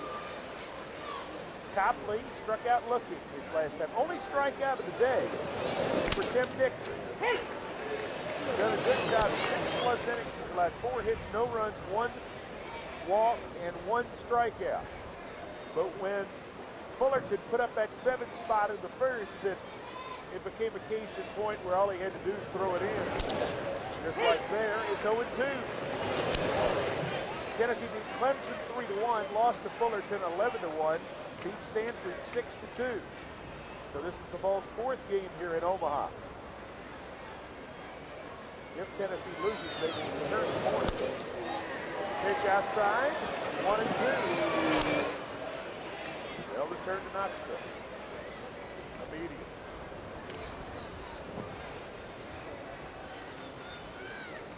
When I say immediately, I mean tomorrow. Here's the pitch. Copley fouls it off. Tennessee's also set a school record for wins in a season, 54-15. 52 was the record. The last 3 years, Tennessee's won 151 games. Here's the pitch. Outside, 2-2 to Copley.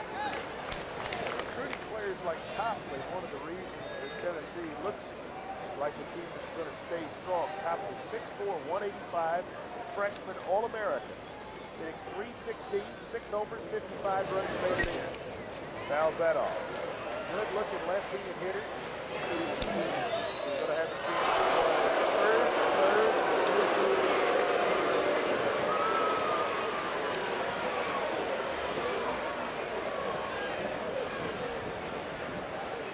Versatile performance. Bringing that left-handed. How's that? Out of play. 2-2 to count. Lewis at second. Nobody out top of the seventh. Tennessee threatening. Down 11-0. Christensen next, then Espinosa. Franklin would get a turn if the rally continues. Here's the 2-2 pitch. Copley strikes out swing. Second strikeout for Tim Dixon. One out for Bryce Christensen. He grounded to third and fly out to right.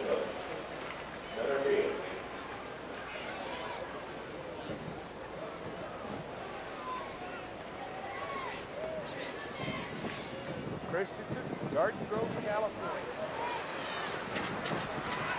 Right-hander, batting average of .288. No homers, 25 runs made. Last year he hit .265. A homer and 35 runs made. This year an injury slowed him a little bit. He went through an 0-for-29 slump in one game, which dropped his average to 330s to the 260s. He fought his way back since. But early on, he was really going good. 2-0 to Bryce. Nearly hits it. 3-0. Could be his last at-bat of all. Fullerton leading Tennessee 11-0 in the seventh. Here's the pitch. Outside ball 4. That's the second walk allowed by Dixon. Tennessee has first and second. One out for Ray Espinosa. And now more activity in the Fullerton bullpen. I think that's Mark Chavez. He started to get loose just in case. Situation where you have an 11-0 lead, and that's great, but you're trying to get in the national championship game. If your pitcher stalls, you're going to get him pretty quickly. Espinosa lines it, foul off to the right. Ray ground out to third, slide out to right, just like Christian.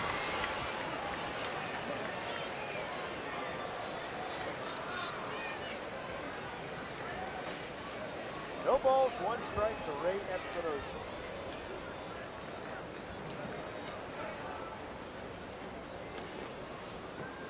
Here's the pitch. In the dirt. Tennessee runners do not try to advance. The ball's trying to avert big shutout for the first time in 65 games. That is Chavez. Chavez up and throwing. Right-hander. Tennessee saw him on Monday.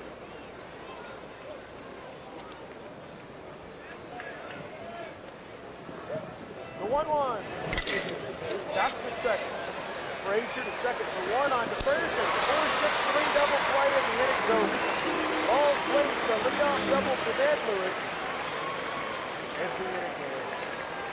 We'll stretch it out at Rosenblatt Stadium in Omaha, Nebraska at the College World Series Game 12. It's Cal State Fullerton 11, Tennessee nothing. This is the Tennessee Baseball Network.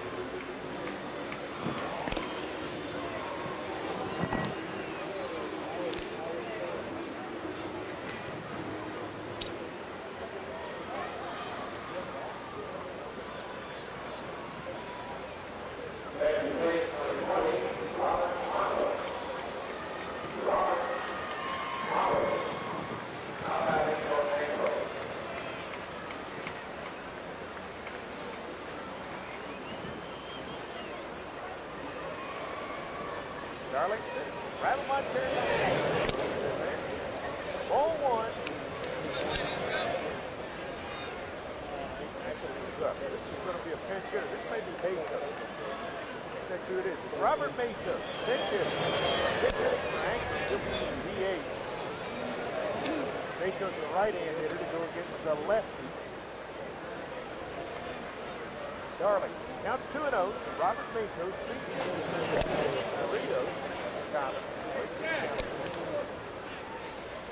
for the year, Matos is batting .333, 4 homers, 30 runs batted in.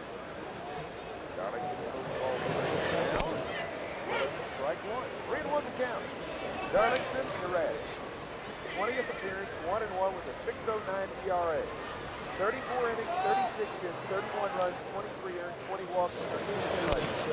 That's strike two.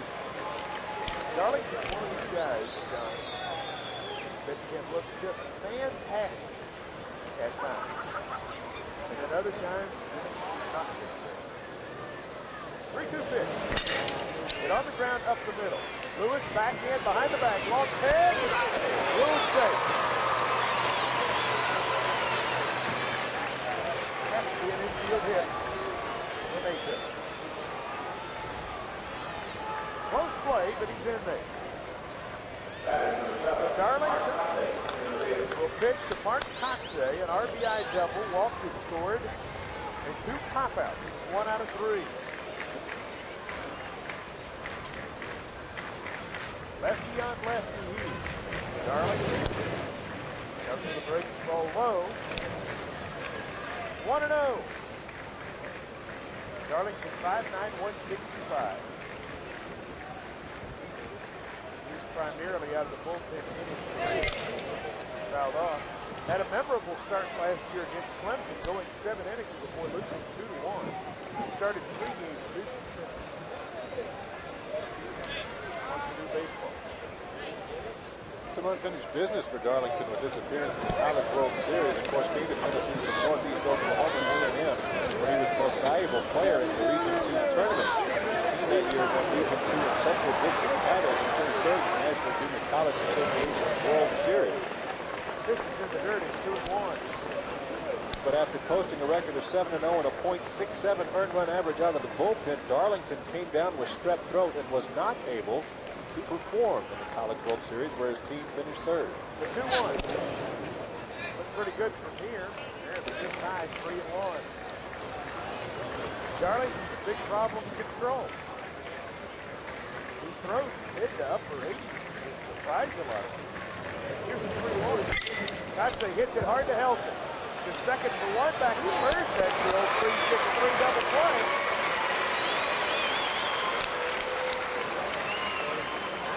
Helton, lucky quarterback is there. He threw to the spot. When he fielded the ball, he threw it right to the bag in second, and Whitley ran into it, catching it, and it's back to Helton. Good looking play. Double play in the game. Could have another 10 hitters. It appears. Giambi is going to be pulled for a new man, number 38. Cal State Fullerton, and that's Ryan Jara. Next ball one. Jara batting 1,000, 1 for 1 on the year. He's under pressure to keep that gaudy average. Bounds it off, 1-1. We're at the bottom of the 7th. Cal State Fullerton 11, Tennessee nothing. 2 outs, nobody aboard. John Darlington now Tennessee's third pitcher of the day. John Alkire, 5 in the third. 9 hits, 4 runs, all earned, 1 walk, 4 strikeouts. Chopped off the plate to Helton and Bridges, the jump route number 3. Through 7, Fullerton 11, Tennessee nothing. This is the Tennessee Baseball Network.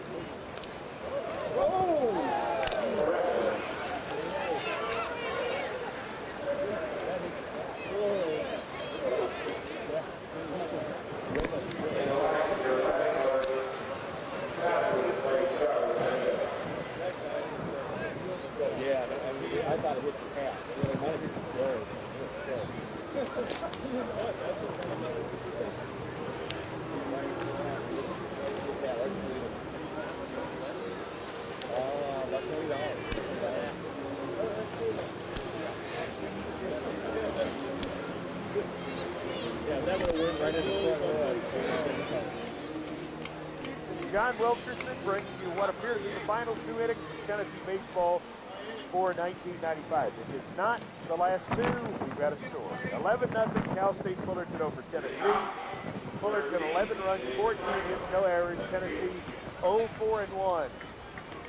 Cal State Fullerton has sort of had their way with Tennessee in 2 games, outscoring them to this point 20-1. Jason Franklin up there fouls one right over our heads onto the roof of the press box here. Which sends some of the members scurrying as they try to get a souvenir. Oh yeah, free one. Oh, it's just like, I mean, it's just as bad as you see in the right field stands in Lindsey Nelson. Here's the 0-1. Dixon throws it in there. Dixon's still out there, although they have men in the bullpen loosening. Ted Silva is throwing, and the reason he's throwing is just to get ready for his Sunday start. The 0-2. Franklin strikes out, becoming the 3rd strikeout victim of the game for Tim Dixon, who's just twirled a beauty. With this kind of lead, though, he's done exactly what he needs to do, and then you throw it in there. He has walked, but 2. So here's Matt Whitley. College World Series.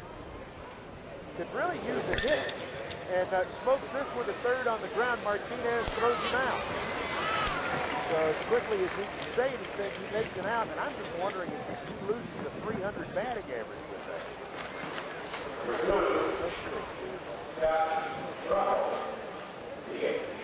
Czar of the calculator hard at work again as Scott Treffel stands in from the right side. Yeah, Treffel's up.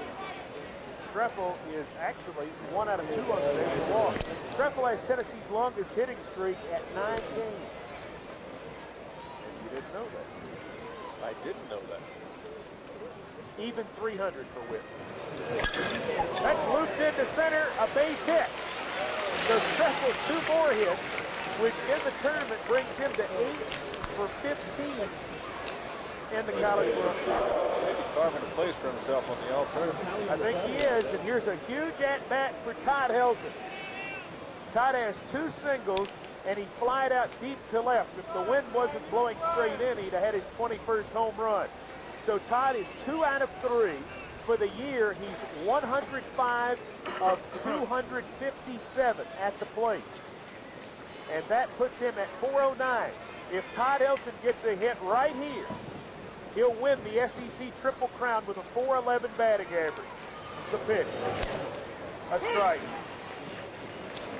Helton, 20 homers, 92 runs batted in. Those categories already taken care of. He's won the SEC title, but he's trying to become the first player in 11 years to lead the SEC in all 3. Helton hits it in the air deep to left field. Going back, Miranda catches it for out number 3. And that kind of day, Helton had another one, would have been gone without the win. After 7.5, Cal State Fullerton 11, Tennessee nothing. This is the Tennessee Baseball Network. Your next play tomorrow, 7-9 tomorrow, at 10 o'clock in the morning. 2,000 reserve seats are on sale here at the station. 10 o'clock tomorrow morning. Here at the station.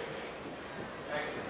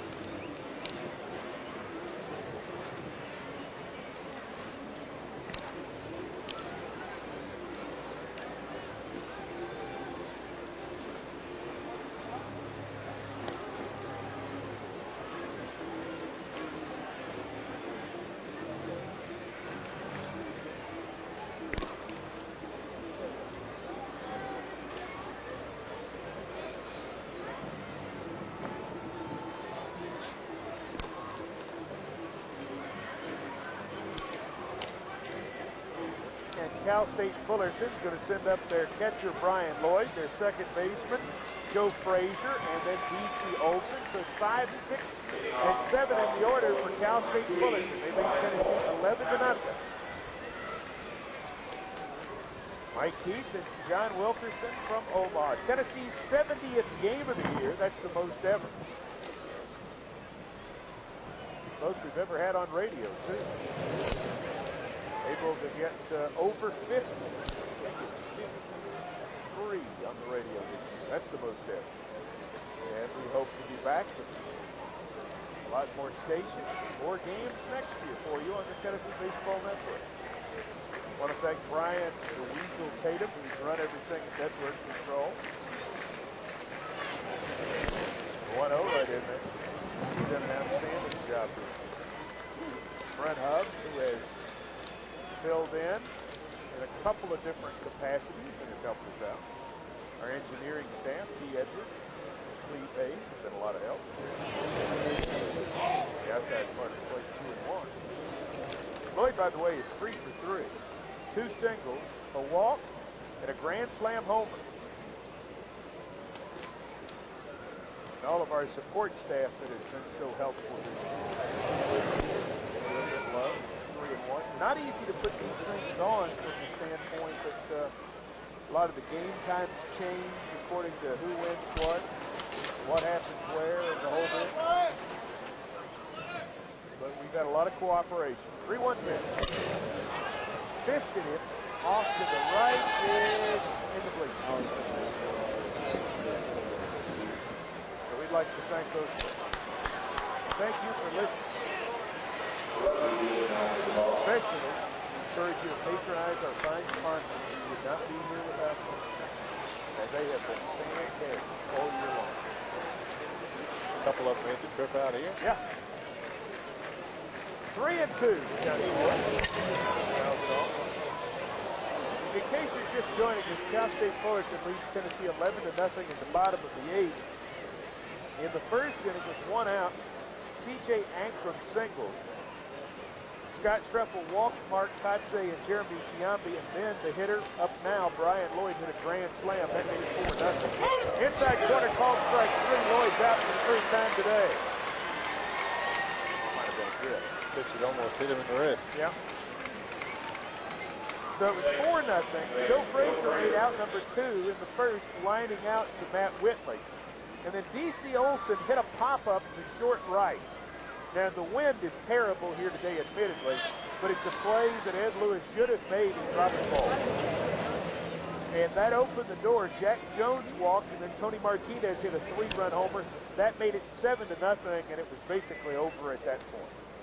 I mean, if you saw Monday's game and you've seen Fullerton play, and John and I have, I mean, 7-0, you're in a bad way. They scored 1 in the second, 1 in the third, and then 2 in the fifth. They lead 11-0. That's popped up right. The wind is pushing it towards the stands and will make it. So Joe Frazier, who is 1 out of 3, a single and 2 strikeouts. Let's pause 10 seconds for station identification. This is the Tennessee Baseball Network.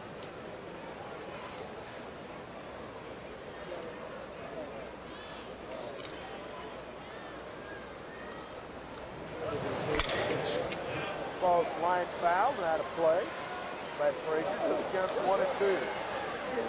But Tennessee could have come out of the first if Lewis makes the catch. The first inning ends and 4-0. You're in the ball game. But 7-0. Nope.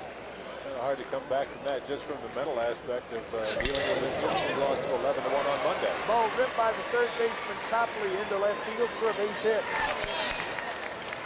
So Frazier's 2 out of 4. Brad Green getting loose in the Tennessee bullpen. Get a chance to come on. He pitched against these guys on Monday. Yeah. Been a chance in the College World Series for Brad to maybe get a leg up on his next, not necessarily career, but next venture. Because he's been presenting a mechanism that he invented to keep ice on the elbow of a pitcher. And he's been presenting one for his opponents since he's played, as well as the other schools represented here in Omaha. D.C. Olson takes high. Green has appeared. Treffel has pitched. Helton has pitched. Myers has pitched. Alkire's pitched. Dickey's pitched. Axum's pitched. Darlington's pitched. The only guy who hadn't pitched is Nato. Fouled off.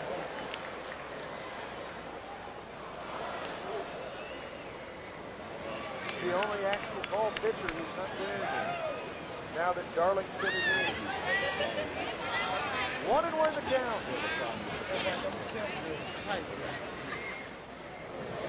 Swing and a miss. So many of these guys have contributed to get Tennessee here. It's been a lot more of a staff effort this year than it was last year. When you look at the innings pitched, you know that. 1-2 count on Olson. Swing and a miss. Darlington's second strikeout. Helton threw 76 innings. Treffel threw 65 in the third, actually 66.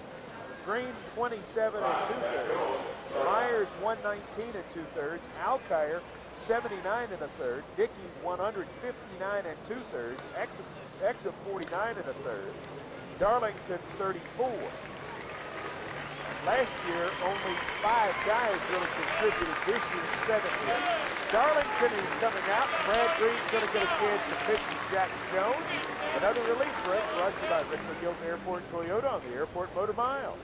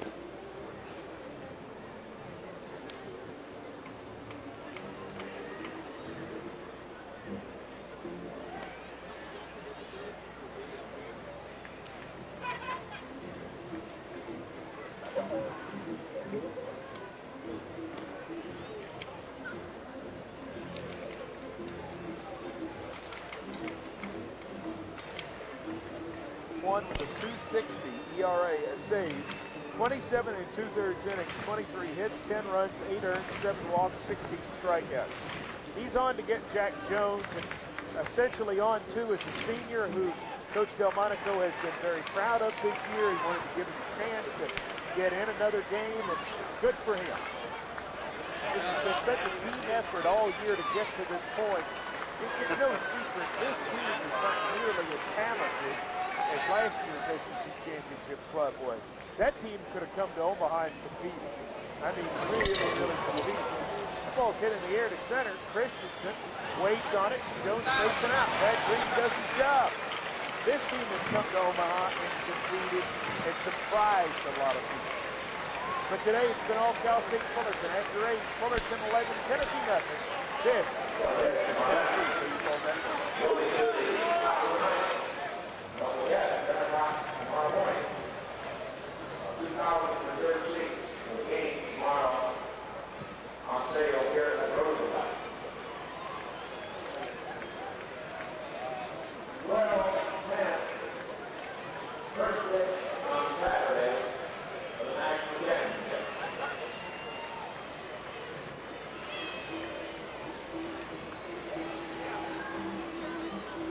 Number 25, Mike Lamb, now playing third base for Cal State Fullerton. Number 21, Mark Travis, now pitching for Cal State Fullerton. 21, Mark Travis, now pitching Cal State Fullerton. Lamb at third base.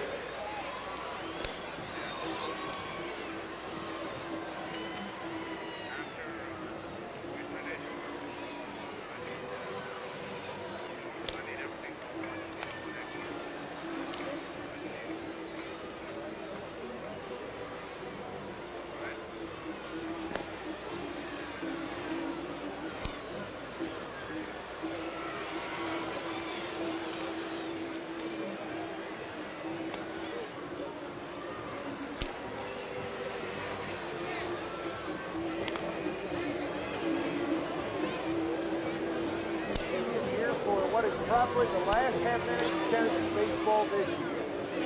Cal State Fullerton leading Tennessee 11-0. Beat Tennessee 11-1 on Monday. 11-0 right now. They're all Fullerton today. They've gone to a good pitcher. Martin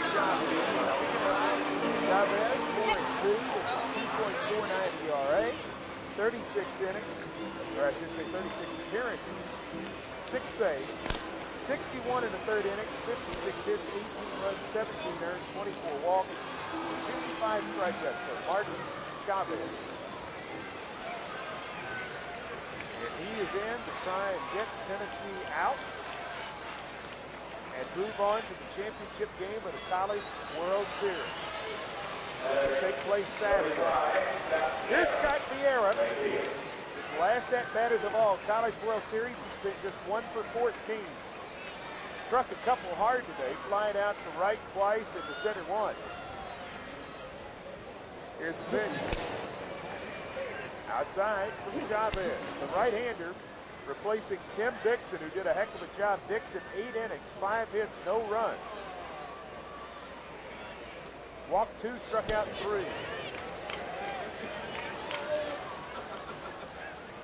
Chavez in for a little work. Throws another ball to the air, so the count is 2-0.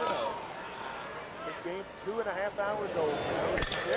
Vieira hits it by the bag at third. Great stop, a throw, and get it. What a play! What a play! I think that's Matos who's going to the game at third. Nope, that's not who it is. Gave it away. We don't know who it is. They made a change. We started to clean up a little early. It's number 25, Mike Lamb, who made a diving stop at third and threw Vieira out on a spectacular play. And Lewis is up, hits a chopper to first. Should be an easy play there. Olsen to Chavez for the out. That's 3-1, and one more out. Here comes Fullerton to the championship game. Copley is being replaced by Eduardo Figueroa. Figueroa 0 for 2 in the tournament, but reached on a controversial error. Should have been helped. Figueroa 169, 2 homers, 13 runs, made it in. Hits a line drive back to Chavez. One hop, throws him out, game's over. Chavez does the job at night. Cal State Fullerton shuts out Tennessee 11-0. This is the Tennessee Baseball Network.